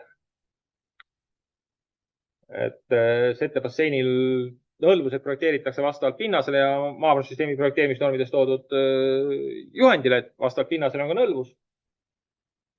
Aga nüüd me jõuame jälle selleni, et kui teda tahaks käsitleda natukene ka leevendusveekoguna, siis tuleks vähemalt üks nõlv nii-öelda kaevata veel laugemaks, kui on tõenäoliselt projekteerimisnormides tuleks ta nii-öelda, et projekteerimisnormides on 1:2, siis noh, kui tahate ta nagu tahaks nagu öelda, et ta on ka leevendusveekogu muutuks, et kasutatav, siis ta peaks olema 1:3 vähemalt nõlvusega, vähemalt üks nõlv. Ja tuginen jälle sellele, mis on öeldud nende kraavilaiendite ja selle leevendustiikide kohta selles juhendis. Sealt need nõlvud tulevad. Noh, siis on veel olemas puhastuslodu. Et jah, ta on hea. Üks asi on see lodu, mis settebasseini taha rajatakse, aga teine eraldiseisev asi on ka puhastuslodu. Ehk siis 0,3–0,5 meetri sügavuse vee ja makrofliitidega voolu madal ala nii-öelda, kus siis toimub siis pinna ja treenivee mehaaniline bioloogiline puhastamine. Toredad asju on tal küll, et seotakse peene hellium ja taime toitained, suureneb elurikkus, tekib elupaik vee elustikule kahepaiksetele. Aga samamoodi, et ta võtab palju maad. Ja kui tahad teha nii-öelda hüdrauliliselt efektiivset, siis see pindal on päris suur, mis ta peab olema. Ja noh, samamoodi, et puhastusloodud võivad samuti täita leevendustiigi eesmärki, on olemas lause Tartu Ülikooli juhendis nii-öelda. Aga puhastusloidu suurusest rääkides, siis kraavile rajatav puhastusloidu kogupindal peab moodustama vähemalt 0,5% maaparandussüsteemi või selle hajukoormuse leviku ohtliku ala suurusest. Et me jõuame järjekordselt päris suurte nii-öelda pindade juurde. Et seal nagu kõige paremaid, et ma siin nüüd seda arvutusi ei ole, aga ma korra arvutasin, et see tuli päris suur nii-öelda. 1 hektari peale oli ta vist 50 ruutmeetrit või midagi taolist. et kui me võtame, et hajukoormus ohtlik ala on 1 hektar, millele me selle puhastuslodu teeme, siis selle lodu suurus peab olema vähemalt 50 ruutmeetrit. Noh, külgede suhteks on öeldud 1:2, nõlvusteguriks 1:6 või nõlvustegur on 6. Ja noh, siin on siis viibeaeg vegetatsiooniperioodi suurima päevakeskmise voolurga korral 1 ööpäev.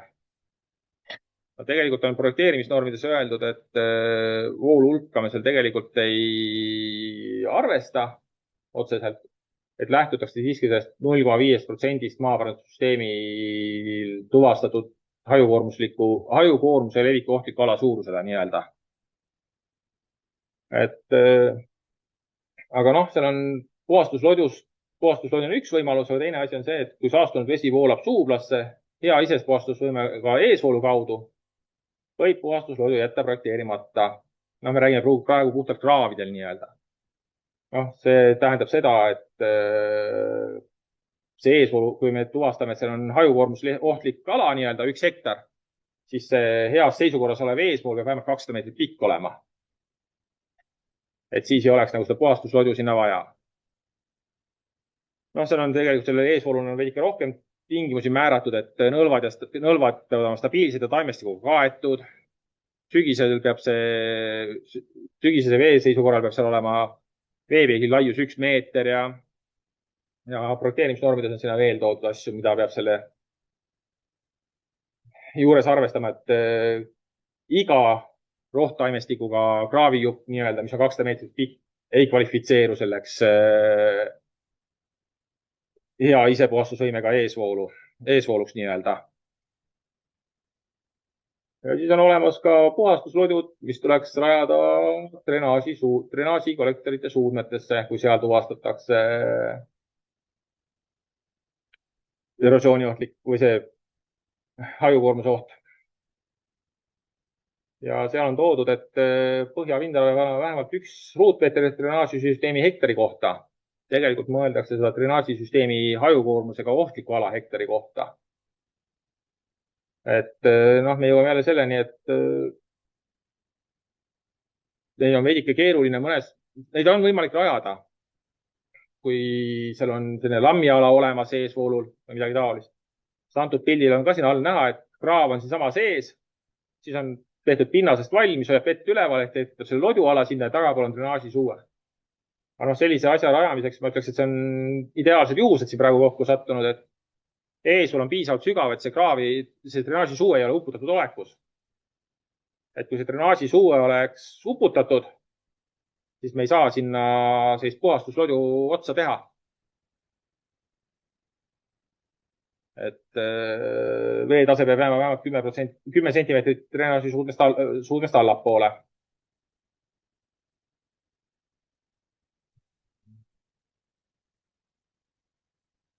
Siis on olemas veel samas projekteerimisnormides on järgmine peatükk on eesvoolu isepuhastusvõime suurendamiseks, ökoloogilise seisundi või ökoloogilise potentsiaali parandamiseks.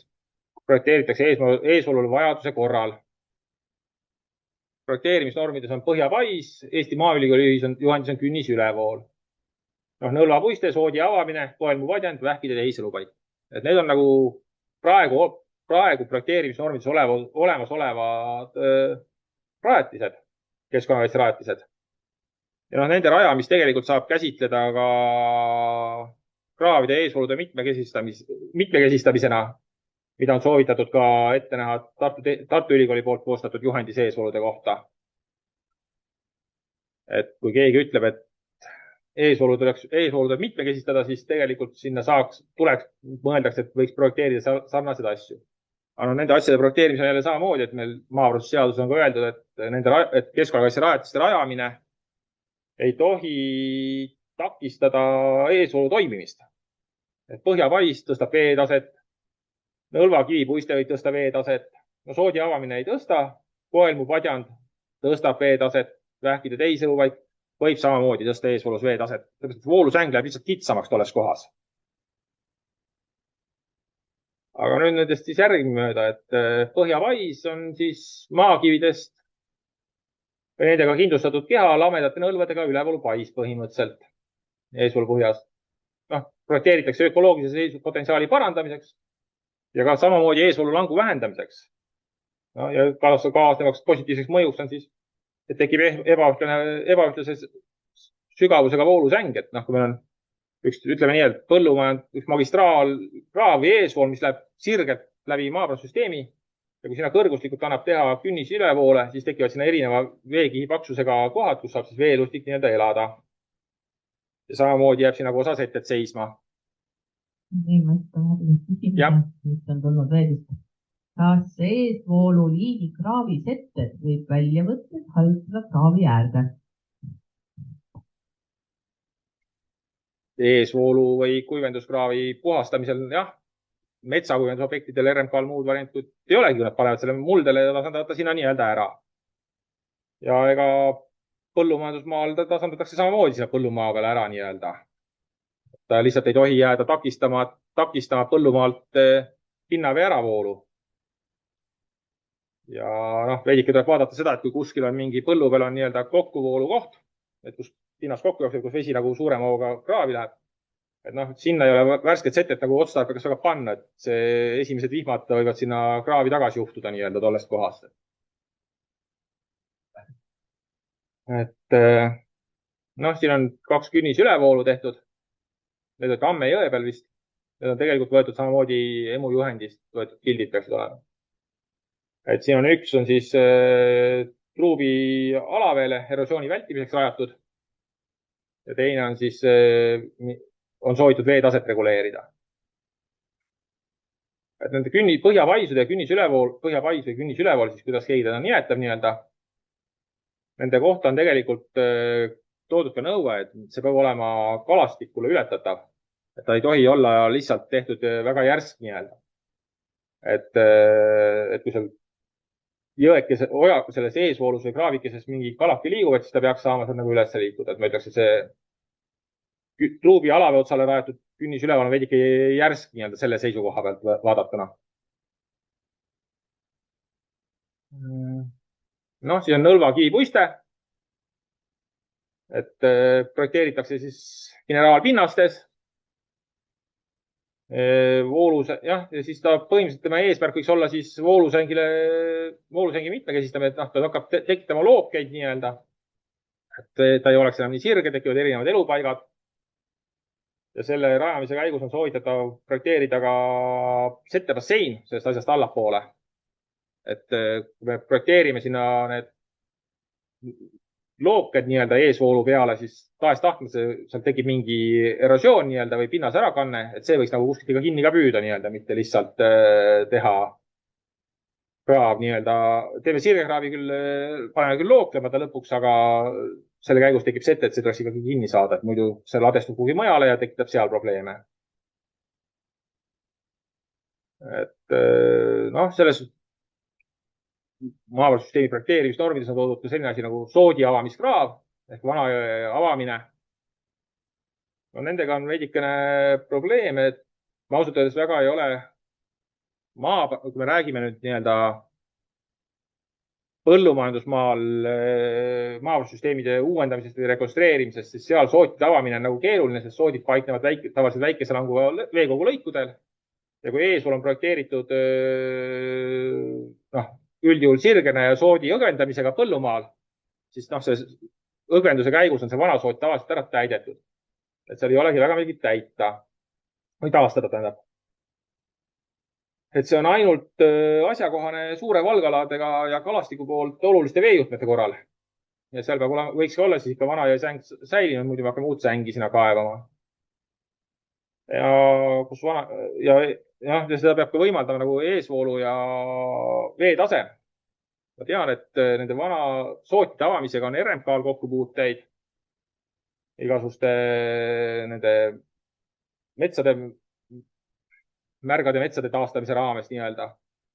Et ma olen sealt 2 projekti näinud, et ühes projektis oligi sama probleem, et uus kraav on kaevatud ilusasti sirgelt, vana soodid lähevad läbi, aga see kraav, mis sealt läbi läheb objektist, selle põhi on nagu meeter sügavam, kui on see vana soot.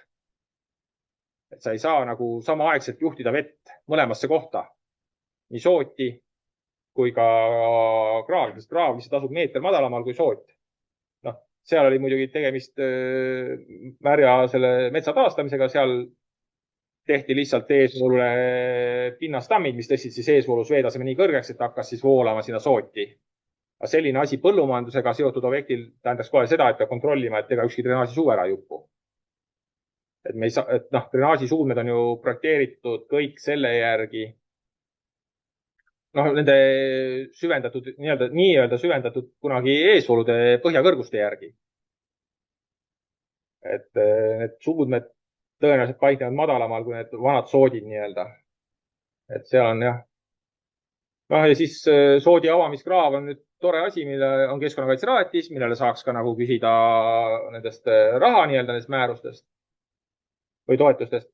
Aga seal on, ja see on täiesti nagu, kui võimalik, siis miks mitte teha, aga seal on üks tingimus, et looduslikus seisundis suubladi ei ole maaparandussüsteemi osad ja nendele soodi avamistööd ei ole ja nendel tehtavat sootide avamistööd ei ole maaparandushoiutööd.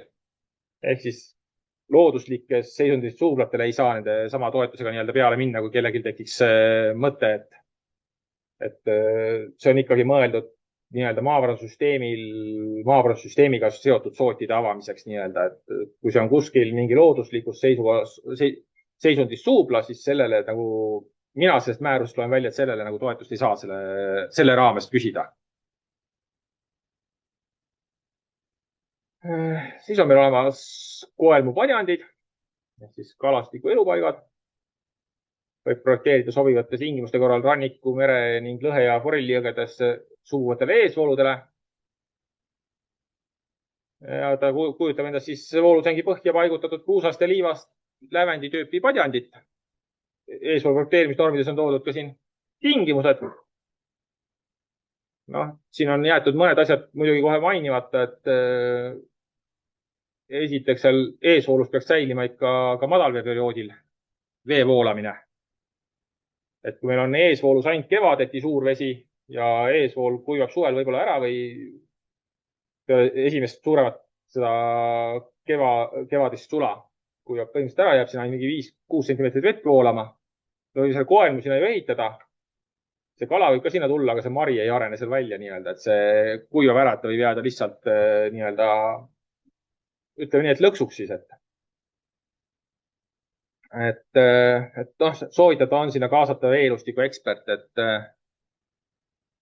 ma tean, et RMK hakkab nüüd ühte objekti ehitama, kuhu on 2 metsakujundusobjekti, kus on maaparandussüsteemi eesvoolule 2 koelmupadjandit projekteeritud.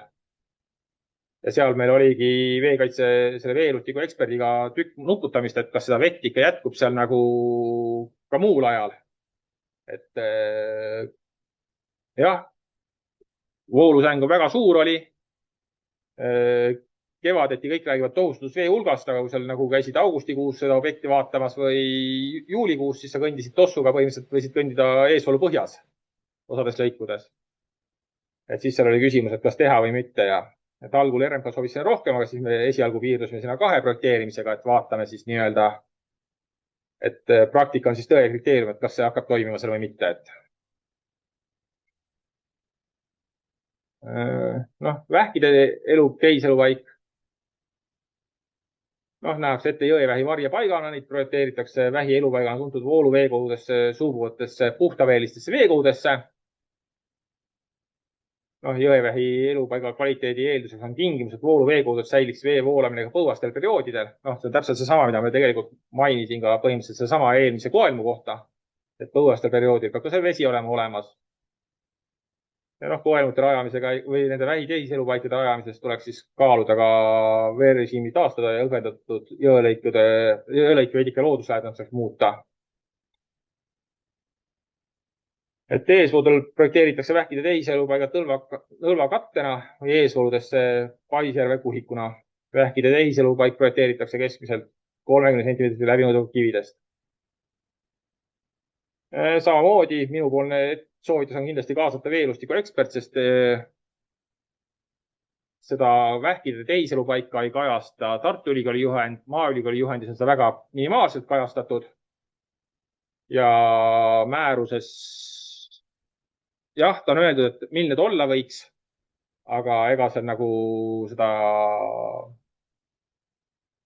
vähivaadet ei ole, ütleme siis niimoodi, et seal nagu, et asi toimima jääks, tuleks kaasata ikkagi ka veeelustiku ekspert selle puhul. ja ma tean, et kunagine PTA kaalus ühe objekti peal nende rajamist, aga tookord ta sellest loobus. ja oligi see, et eesvool oli väike, suhteliselt siiski väikese ristlõikega ja ei olnud ka kogemust. et see oli, siis nad otsustasid, et nad siiski ei hakka sellega tegelema. aga see on päris kaua aega tagasi. nüüd me jõuame ühe huvitava asjani keskkonnarajatiste maaparandussüsteemi projekteerimisnormides, et seal on selline asi olemas nagu paragrahv 26, kus siis on toodud kõik need eelmised punktid, mis ma ka enne tõin, et noh, eelmised nii-öelda lõigud, et see lõik on siis, et mullast toitainete väljakande vähendamine ja kohaliku veevaru säästmiseks projekteeritakse, seade drenaaž või reguleeriva äravooluga drenaaž ja kuivendusvee korduvkasutuse tiik.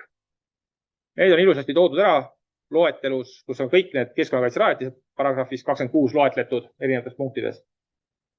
Ehk siis paragrahv 26 on maaparandussüsteemi keskkonnarajatiste projekteerimise vajadus ja keskkonnarajatiste tüüpides on jah, projekteerimise vajadus ja keskkonnakaitserajatised.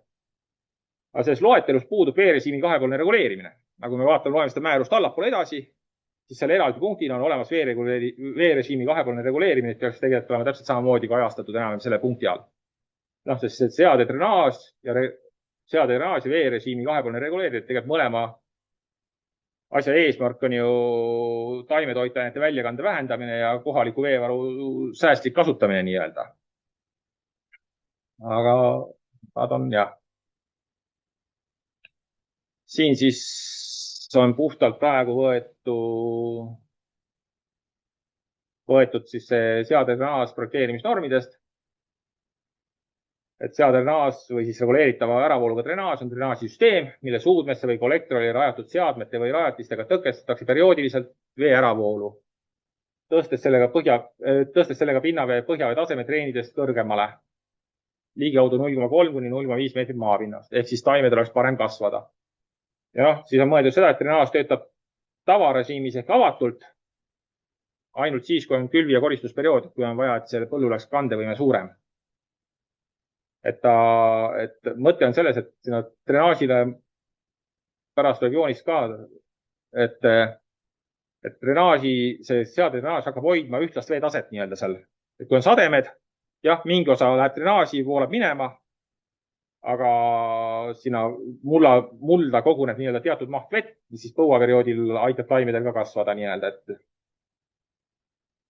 rajamisega kaasnevaks keskkonnamõjuks on toodud väheneb toitainete väljakanne, väheneb eesvoolu eutrofeerumine ja säilitatakse veevaru põuaperioodiks.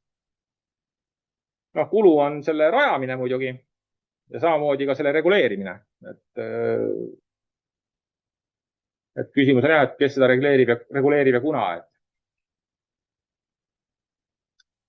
Et siin siis on toodud, et kuna seda seade drenaaži üldse projekteerida saab, et see on kollektorile või alla 10 ruutkilomeetri suurusega valgalava eesvoolule saab seda teha. Ja seade drenaažisüsteemi, maavarusüsteemi projekteerimisnormides on toodud, et käsitletakse keskkonnakaitserajatisena juhul, kui tema reguleeritav võrk paikneb vähemalt 50 hektari suurusel maa-alal. Et seal ei ole selle alla ei lähe poldri pumbajaama seadmetega poldrid. Ja siis selle reguleeritava äravooluga drenaažisüsteem peab tagama siis seda, et sellega on võimalik hoida põhjavee taset maapinnast 0,3 kuni 0,5 meetrit sügaval.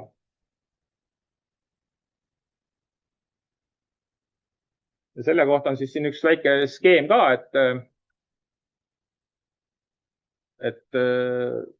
see punane on, mis jookseb nii-öelda, ta on nii-öelda siis pikki drenaažikolektorit, et punased rõngad, mida me otse näeme, on suubuvad drenaažitorud. Mustad asjad, mis maa peale välja tulevad, on drenaažikaevud. Et kui meil neid reguleerimist ei oleks, siis see drenaaž võtaks selle veetaseme sinna alla alumise sinise jooneni ja nüüd on mõte see, et regulaatorkaevudega siis hoitakse seda vett seal maapinnast 0,3 kuni 0,5 meetrit sügaval. No. Et siin on selline asi, et palju neid küsimus on see, et kui tihedalt neid rajada, see sõltub kõik sellest maapinna langust ja ka pinnasest, et kõige sobivamaks on peetud drenaaži niisutus, kõige sobivam seda projekteerida alale, mis on ette nähtud drenaaži niisutuseks või siis drenaaži aladele, mis vajavad täielikku rekonstrueerimist. Et suure kaldega alal läheb vaja rohkelt seadrenaaži regulaatoreid, mis ühelt poolt suurendab selle maksumust. Teiselt poolt on takistuseks maaharimisele. Mõjuala suurendamiseks piki treeni peaksid olema treenid projekteeritud minimaalse languga. Et jah, see on seadedrenaaž. Ja ütleme niimoodi, et kui ma seda joonist vaatan, siis seesama veerežiimi kahepoolne reguleerimine näeb põhimõtteliselt ju drenaažisüsteemi peal samasugune välja.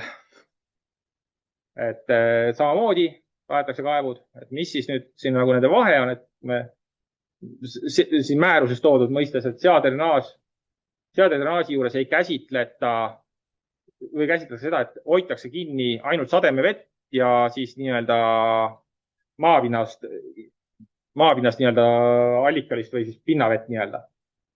Aga veerežiimi kahepoolse reguleerimise puhul peetakse vajalikuks niisutusvee saamise võimalus. Ehk määruse järgi, et teda nimetada veerežiimi kahepoolseks reguleerimiseks, peaks kuskilt niisutusvee nagu kuskilt juurde juhtima.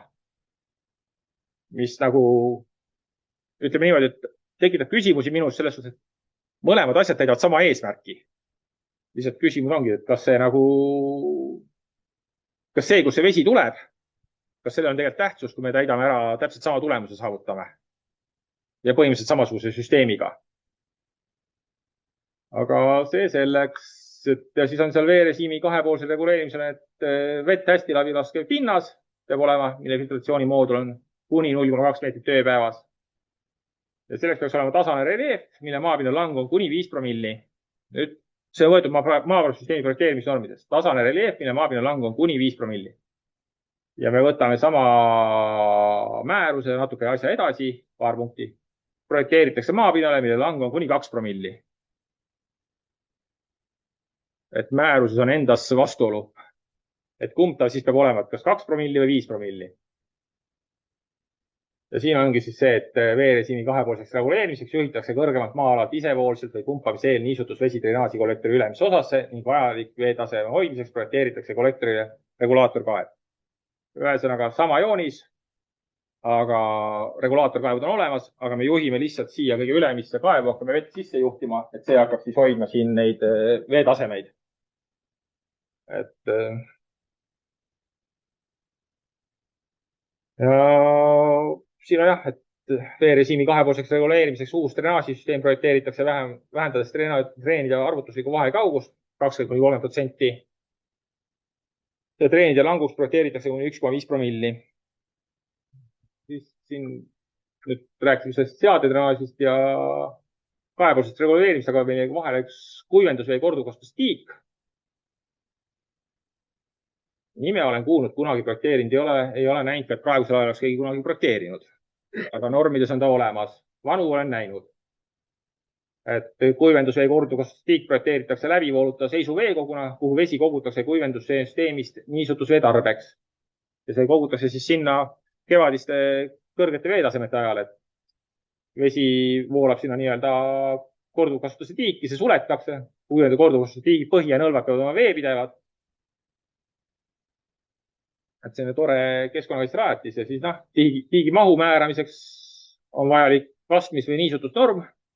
Kui seda ei ole, siis vihmutuse korral 300 kanti hektari kohta, treeni niisutuse korral 500 kanti hektari kohta. Et ega ta just kõige väiksem ei oleks.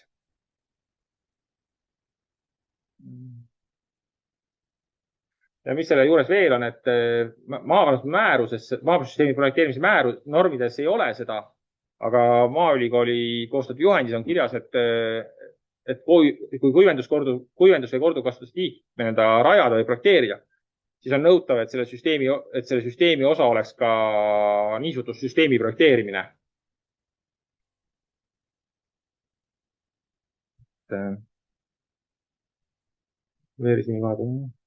Ja siis on maavarasüsteemi projekteerimisnormides on veel 2 keskkonnakaitserajatist, et metsapõlengust tingitud keskkonnakahjude vähendamiseks tuletõrjetiigid, mullastiku kaitseks ja mikrokliima parandamiseks tuuletõkkeribad.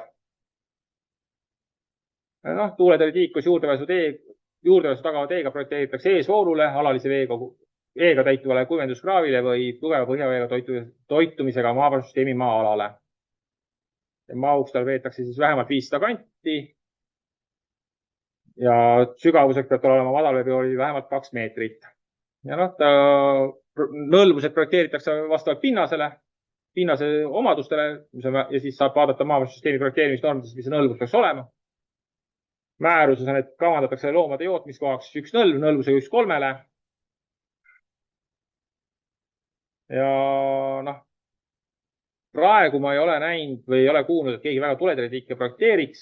RMK kui neid rekonstrueerib ja uuendab ehk siis puhastavad settest ning vajadusel korrigeerivad nende nõlvasid. Ja miks nende nõlvade korrigeerimine? Üks asi on see, et nad on tavaliselt kaevatud 1 poole teisele 1 kahele, need vanad settebasseinid. Et üks asi on tagada see 1/3 nõlvus, aga samamoodi, et TTÜ juhend ja Tartu Ülikooli juhend ja Maaülikooli juhend, et mõlemad räägivad seda, et tuletõrjetiik sobiks ka hästi leevendustiigi eesmärki täitma. Aga siis me jõuame selleni jälle, et nad räägivad, on TTÜ-l on siis soovitus, et võimalikult suur osa nõlvadest, eriti põhjapoolne, kujundada laugeks nõlvusvõimalusel 1/6. Et me jõuame jälle selleni, et kui meil on tiik 2 meetrit sügav, 2,5 meetrit sügav ja nõlvus peab olema 1/6, siis ta on mingi 18 meetrit või? Nõlva niimoodi ühele poole tõmmata. Aga kui ta ütleb, et me peame seda igas suunas tegema, siis ma ei ole näinud kuskil väga nii palju ruumi, et keegi oleks seda nõus endale tegema selliste nõlvustega. Järjekordselt, et projekteerija peab hakkama põhjendama, et miks ta midagi valis ja miks midagi tehti nii-öelda. Et siin on siis üks tuletõrjetiik. See on võetud siis Tartu Ülikooli juhendist. Nende arvates on see väga hea. Et siin on ees on siin kohe üle ujutatud madalveega kaldala ning on alaliselt väiksele avatud. Tegelikult jah, see madalveeala on siin 2-3 meetrit ja see nõlvus kindlasti ei ole siin 1/6, millest nad tegelikult räägivad. Et 1/6 tähendaks seda, et me selle settebasseini juures hakkaksime seda nõlva 1/6 kaevama, siis see parkimisplats põhimõtteliselt kaoks ära siit. Et meil ei ole seda, ja üks asi on see kaevata, see rajada, aga teine küsimus on, kuhu me selle pinnase paneme, mis sealt tuleb. Et me võime teha ju 1/6, 1/3 kõik nõlvad, aga see pinnase maht, mis me sealt välja kaevame, on nii tohutu, et seda ei ole kuhugi panna. Et praegu isegi, kui me projekteerime seda tavalist settebasseini või seda tuletõrjetiigi puhastamist, siis sa näed ette, et tuletõrjetiigi kõik kaldad raiutakse mingi 7 või 8 meetri laiuse vööndina puhtaks, et see settebasseinist või see tuletõrjetiigist tuleb sette nagu pinnas sinna ladustada ühtlaselt. Ja et ta ei jääks takistama nii-öelda ka metsamaalt vee äravoolu. Aga me peaksime hakkama võtma 3 või 4 korda rohkem pinnast välja, siis ei ole lihtsalt kuhugi panna selle. Et kuhugi teemulde ehitamiseks mineraalpinnasest settebasseini või selle tuletõrjetiigi rajamisel, jah, väga hea, et aga palju neid kohti on. Siis on üks tuuletõkkeriba, kunagi väga populaarne, kunagi oli ta mingis PRIA meetmes punkti andev rajatis. Ja siis projekteeriti kõik kohad tuuletõkkeribasid täis. Aga tema eesmärk on siis vähendada tuulte poolt pinnase ärauhtumist. Ja tal on siin tuuletõkkeriba mõju tuulekiiruse vähendamiseks oleneb heki kõrgusest, tihedusest. Kui me algul sinna madala heki maha istutame, siis ega ta seal enne lähevad kõik meetme hooldusprogrammid mööda, enne kui ta tegelikult tööle hakkab nii-öelda. Et pigem on küsimus, kas kõiki asju tasub alati põldude peal puhtaks raiuda, kõiki kraavinõlvasid ja kaldaid, et võib-olla saab nendest midagi kujundada. et jah, et kehtivate normide kohaselt projekteeritakse tuuletõkke riba, kui tuulekoridor on pikem kui 1 kilomeeter. Aga jah, see on selline puud 2 reas ja 9 meetri laiune ala nii-öelda. Aga jah. Ja siis nüüd me jõuame siis sinna muud keskkonnakaitseks vajalikud keskkonnakaitserajatised. Ehk siis väljavõtte osadest keskkonnakaitserajatiste juhendites toodud keskkonnakaitserajatistest, mis ei ole veel määrusesse jõudnud, millest osad, ma saan aru, et on sinna teel. Tehnoloogilise ettevasseini ei ole, et see kajastub praegu juba maaparandushoiutööde nõuetes. Aga minu teada peaks tulema maaparandussüsteemi projekteerimisnormidesse astmeline nõlv. Ta ongi nii, et ta nüüd on siis astmeline nõlv 2 tasandiga kraav, on ta Tartu Ülikooli juhendis ja Maaülikooli juhendis on ta liitprofiiliga kraav. Ja siis on kraavilaiendi ja leevendustiigid. Et tehnoloogilisest settebasseinist, me rääkisime enne hüdrauliselt dimensioneeritud ja konstruktiivselt dimensioneeritud settebasseinist, aga siis on olemas 3. tehnoloogiline settebassein. Ja siin on tingimus, see on tehtud maaparandussüsteemi projekteerimisnormides on 3 tingimused. Projekteeritakse eesvoolule ristikülgkujulise laiendina või segmentbasseinina. Et settebasseini settesüvise pind peab olema vähemalt 0,5 meetrit sügavam kui väljavoolu põhja kõrgus ja põhjapinda peab olema vähemalt 2,6 meetrit. Ja on siis toodud, et tehnoloogilise settebasseini vajadus oleneb ehitusajast ja töömaa suurusest, paikneb vähemalt töömaa piiril. Ma ajasin veidi sassi. Need 3 punkti, mis siin on, need on tegelikult selles Maaülikooli juhendis toodud. Need on Maaülikooli juhendis. Tehnoloogilise settebassein projekteeritakse segmendikujulisena, sügavus, pindala vähemalt. Aga selles määruses on toodud, et see peab olema vähemalt 1% kaevetööde mahust. Et kui sul on, ütleme näiteks uuendustööde kava, selle uuendustööde kava käigus sa kaevad sealt välja 500 kanti pinnast, siis see settebasseini settesüvise suurus peaks olema 500-st 1% ehk siis 5 kanti või? Juhe koos siin ees. Aga tegelikult on seal toodud, et minimaalne suurus on tal siiski määratud, et ta peaks olema ja tal ei olnudki minimaalset settesüvise suurust määratud, jah. Et lihtsalt, et ta peab olema vähemalt põhjapindalaga 2,6 meetrit. Et põhimõtteliselt on see, et see on mõeldud siiski, ütleme niimoodi, et väiksemate kraavigruppide suudmetesse nii-öelda projekteerida. Selle kohta mulle küll üks ütles, et mis vahe on tehnoloogiliselt settebasseini ja kraavi laiendil. Et mõlemad on ühed augud nii-öelda sellel kraavil või eesvoolul. Aga tegelikult on tal õigus, jah. Nad on mõlemad ühed augud eesvoolul, kus on vesi sees tegelikult. Nad on veelustikule ka kasutatavad, on see tehnoloogiline settebassein. Lihtsalt tehnoloogilise settebasseini suurus on tegelikult veidike rohkem aga määratud kui lihtsalt see, et põhjapinda peab olema 2,6 meetrit. Et tuleb lähtuda ka sellest, et see kaevemahust 1% nii-öelda. Ja õlluvused on siin siiski jälle vastavalt maaparandussüsteemides toodud näitajatele vastavalt pinnasele. Ja siis on astmise nõlvaga ehk siis liitprofiiliga kraav. Et mõte on ju hea, et ega need suuremad eesvoolud ongi muutunud liitprofiiliga, et voolusängi põhjas on üks väike voolurenn, kus on, kõrval on lammialad, et selliseid asju võiks rohkem kujundada.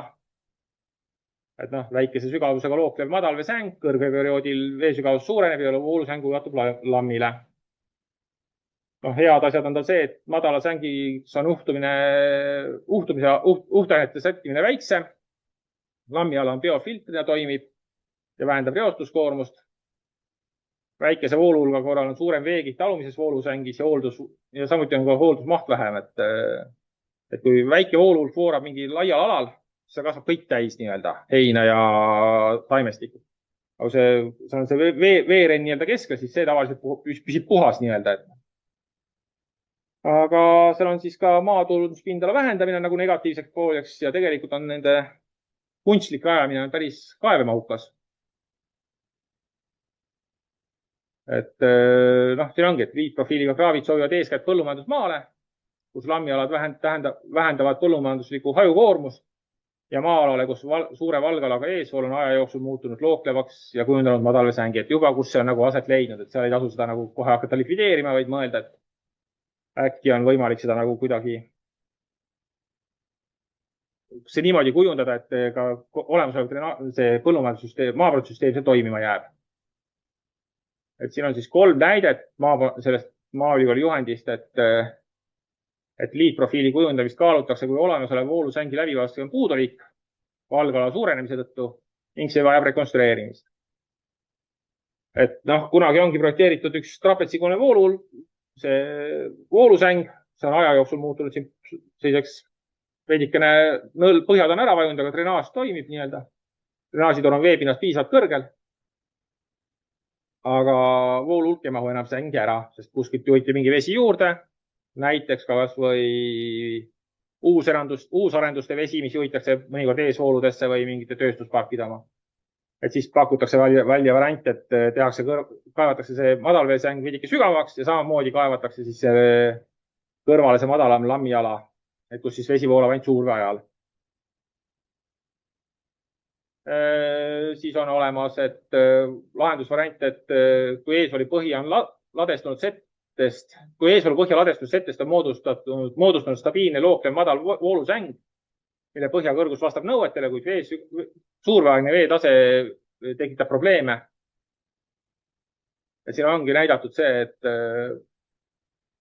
noh, tegelikult päris mitmed, ütleme niimoodi, riigi poolt korrashoitavad ühiseesvoolud näevad sellised välja, et nende põhjas ongi see madal renn olemas. Et küsimus on nüüd see, et kuidas see panna toimima niimoodi, et kollektor ära mahuks ja maksimaalselt vooluhulgad ära mahuks. Siin täpselt samamoodi, et proovida siis kujundada seda, et me ei kaeva seda automaatselt nii-öelda välja trapetsiks, nagu siin all on üks tumejoon tehtud, et me lähtume sellest, mis on määratud ära täiendavaks kaevamahuks. Ja siis on astmelise nõlvaga kraav liitprofiiliga. See projekteeritud trapetsikuline eesvoolusäng on deformeerunud parabooliks.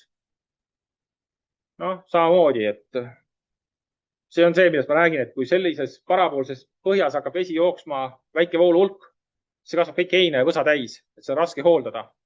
Aga kui sinna kujundada sisse nii-öelda üks madalveesäng, nagu siin alla on tehtud trapetsikul, siis see hakkab olema nii-öelda, see hakkab vesi voolama pidevalt ja see ei lähe nii-öelda kohe rohtu ja ei kasva rohtu täis nii-öelda. Noh, me jõuame 2 viimaseni kohe. Muu keskkonnakaitse raatis kraavi laiend. See on siis puhtalt nii-öelda tulnud siis Tartu Ülikooli juhendist. Kraavi laiend on kraavide laiendatud ja süvendatud kohad, mida rajatakse kraavidele elustiku väärtuse tõstmiseks. Kraavi laiendite puhul on oluline, et kraavi perioodil säiliks kraavi laiendi põhjas vesi. Ja üks kraavi nõl peab olema vähemalt kaevatud nõlvuse 1,25, et võimaldada kahepaiksedel kraavi laiendist väljuda. Ja sellepärast ma ütlengi, et noh, kui me settebaseinides tuledele tiikide juures soovitatakse, et teeme nõlvuse 1,6, et siis on väga hea kõik veelustikul. Aga samamoodi kraavi laiendi, mida me nendele samale veelustikul teeme, siin öeldakse, et nõlvus võiks olla 1,2,5. Et noh, nendes juhendites on nagu samas juhendis sama eesmärki täitev asi on veidikene erinevate nõlvusteguritega kohati. Ja siis on toodud välja kraavi laiendi mõõtmed. Vähemalt 2-kordne kraavi põhjalaius on vähemalt 2-kordne kraavi pikkus peaks olema, aga pikkus on vähemalt 2-kordne kraavi põhjalaius. Hakkab peale. Põhjapikkus on vähemalt 2 meetrit, see on ära määratud ja siis kui on kraavi laiend, siis ta peab olema vähemalt 2-kordne olemasolev kraavi põhjalaius. Ja sügavuseks on siis 20–30 cm kraavi põhjas sügava.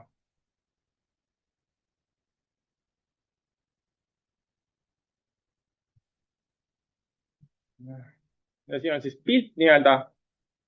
Ülemised pildid on siis Maaülikooli juhendist, ühepoolne ja kahepoolne kraavi laiendi skeem. Ja alumine on siis võetud Tartu Ülikooli juhendist, kus on siis kaevatud üks kahepoolne kraavi laiend loodusesse. Ma millegipärast pildi järgi tundub, et see metsapoolne kallas, mis nii-öelda vastaskallas on, seal see nõlvus 1-2 poolel ei ole, aga see pool on küll laugeks kaevatud. Et see on siis see on siis selle juhendi arvates selline, milline ta olla võiks, kui ta on kahepoolne. Ja siis on veel olemas leevendusliigid. Kraavi laiendi leevendusliigil on see kõige suurem, üks suuremaid erinevusi on see, et kraavi laiend paikneb kraavi peal ja veeelustikule mõeldud, aga leevendusliik rajatakse kraavide kõrval, et ta ei tohi olla vooluveekogu seotud. Et leevendusliigid rajatakse väikeveekogudest sõltuva elustiku säilitamiseks kuivendatavatele aladele, et kompenseerida looduslike märgalade ja väikeveekogude kadu. Ja nad projekteeritakse siis kraavidest eraldi ja asuvate metsa- või püsirohumaal mineraalpinnasesse. Eelduseks on kõrge põhjavee tase, sest kui me kraavi laienditest tagab voolu, on öeldud ka, et peab vesi sisse jääma, siis on eeldatud, et sa projekteerid nad veejuhtmetele, kus on siiski enamus aega mingi voolamine või mingi vee liikumine. Ja nad ei tohi jääda kuivaks kumbki. Et tuleb leida märjemad kasvukohatüübid või madalamad kohad, kus see vesi nii-öelda saaks sisse. Jah, ta projekteeritakse eraldi seisvana. Juhendis on ka kirjas see, et tuleb vältida, et sinna saaksid sisse kalad, sest see mõjuks halvasti sellele muule veeelustikule, mis seal sees on nii-öelda, mille jaoks ta mõeldud on. Ja siis on toodud, et leevendusliigi minimaalsed mõõtmed on tiigi kontuuri pindala maa pinnal vähemalt 120 ruutmeetrit. Tiigi üks nõlvus vähemalt nõlvusega 1,6. Sügavus üldjuhul 1 meeter. Ja samas on toodud ka välja, et siis metsamaastikule rajatud eriotstarbalised veekogud, nagu me enne rääkisime, tuletõrjetiigid, settebasseinid ja puhastusrõdud võivad samuti täita leevendusliigi eesmärke. Aga nüüd ongi seal tingimuseks see, et see peab olema siis vähemalt üks nõlv kujundatud laugeks nendel rajatistel või laugemaks, kui võib-olla see pinnase järgi peaks olema nii. Ja siin siis on näide järjekordselt Maaülikooli juhendist toodud konstruktsiooni variantidest üleval. Ja siis all on näide ühest loodusesse rajatud leevendusliigist, mis on siis võetud Tartu Ülikooli juhendist see pilt. Ja ega siin rohkem ei ole. Tänan kuulamast. On küsimusi?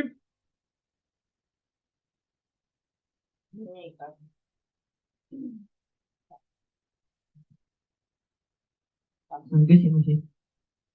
On küll, ma juba näen.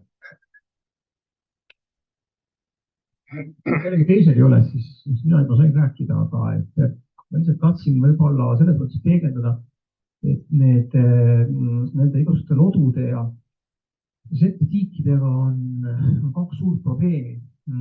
Esiteks, nad nõuavad väga suurt pinda, millest sa rääkisid, ja enamasti ei ole seda pinda väga kuskilt ikkagi võtta.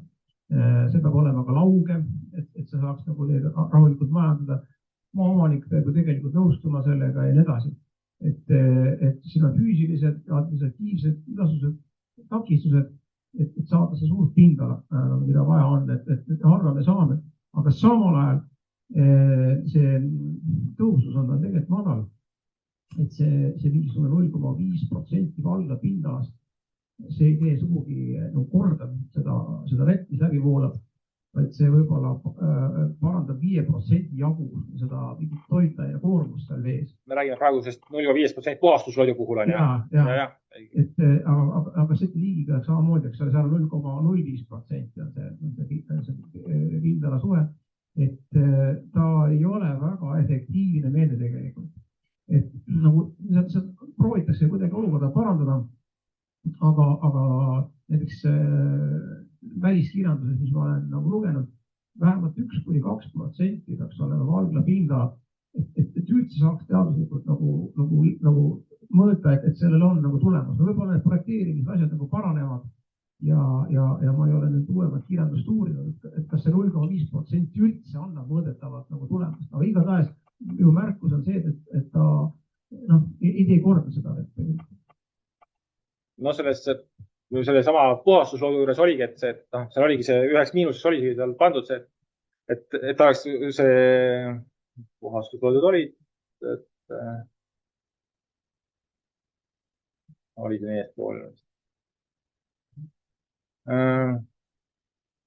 Et suur pindala, et ta hüdrauliselt efektiivne oleks, ta peab olema väga suure pindalaga.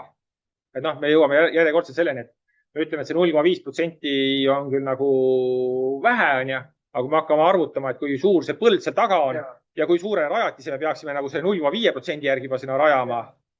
Ja siis kui me ütleme, et teeks 2%, siis oleks ta veel 4 korda suurem, et see ei mahu ära nii-öelda kuskil. Jah. Ja, kas eesvoolule loogete tekitamiseks võiks kasutada betoonist kaevu, truubi, rõngaid? Mõte on siis selline, et paigutame betoonrõnga püstiselt kraavi, tängi, täidame rõnga kohapealse pinnasega ja tegu oleks siis nii-öelda nõlva kivipuiste alternatiiviga, kasutades ära materjali, mida tihti jääb üle.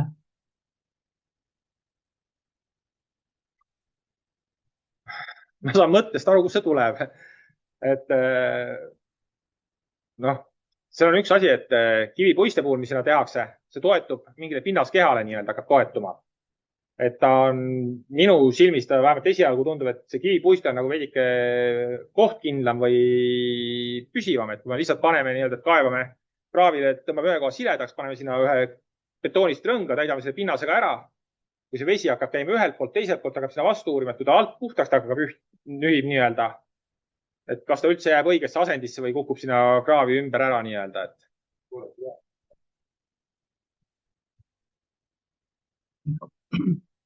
Esitan küsimus selle kohalt, et kui me arvutame setebasseinide suuruse valgala, siis me ei võta arvesse neid setebasseine, mis on sinna valgalasse juba tekitatud on. See on nüüd väga hea küsimus, sellepärast, et määrus seda tegelikult täpsustatud ei ole. Et ma tegelikult olin ühe RMK projekti juhul täpselt samas küsimuses, et me tuli hüdrauliliselt dimensioneeritud setebassein. Ei olnud hüdrauliselt konstruktiivselt nii-öelda, et ei ole vaja nagu võtad selle 5 ruutmeetrit hektari kohta. Aga mis ruutmeetrit sa võtad? Et kui sa teed, kui see on suur ehitis, ütleme, ja sa teed sinna all otsa ühe setebasseini, kas sa pead arvestama kogu ehitise pindala või sa arvutad ainult seda pindala, mida sa rekonstrueerid või uuendad seal? Et noh, mina lähtusin sellest, et ma ei kaeva kõiki kraavi üle. Et mina tegin selle pindala puhtalt selle pealt, et 300 hektaril ma kaevan kraavid üle ja selle võtsin selle aluseks selle setebasseini projekteerimisel. Ja see on ka tegelikult vastus, nagu minu lähenemine on selle pealt, et kui me räägime, mis on eelnevad setebasseinid kuskil, siis kui me sellest setebasseinist ülesse poole midagi ei tee, see setebassein on toimiv, mis seal üleval pool on, siis mina seda valgalat sellest setebasseinist ülesse poole ei suurendaks. Kirjeldaks selle projektis nii-öelda läbi. Projekt läheb ju pärast kooskõlastusringile ja selle käigus siis saavad avaldada nii Keskkonnaamet kui ka Maa- ja Ruumiamet oma arvamust sellele projekteerija lahendusele nii-öelda. Teine pigem nagu kommentaar võib-olla setebasseinide koha pealt veel siia juurde, et väga palju neid setebasseinide hindamisi on tehtud vahetult peale nende kaevamist. Me peame nagu ajastada vaatama setebasseini mõju.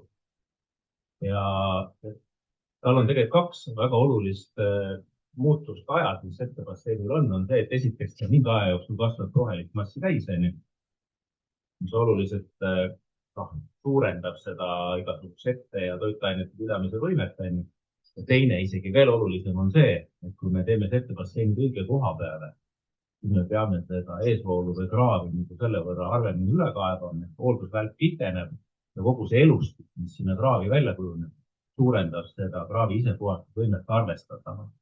Nii et kindlasti mitte ei ole setebasseinid nii mõttetud, nagu neid vahetavalt kujutatakse.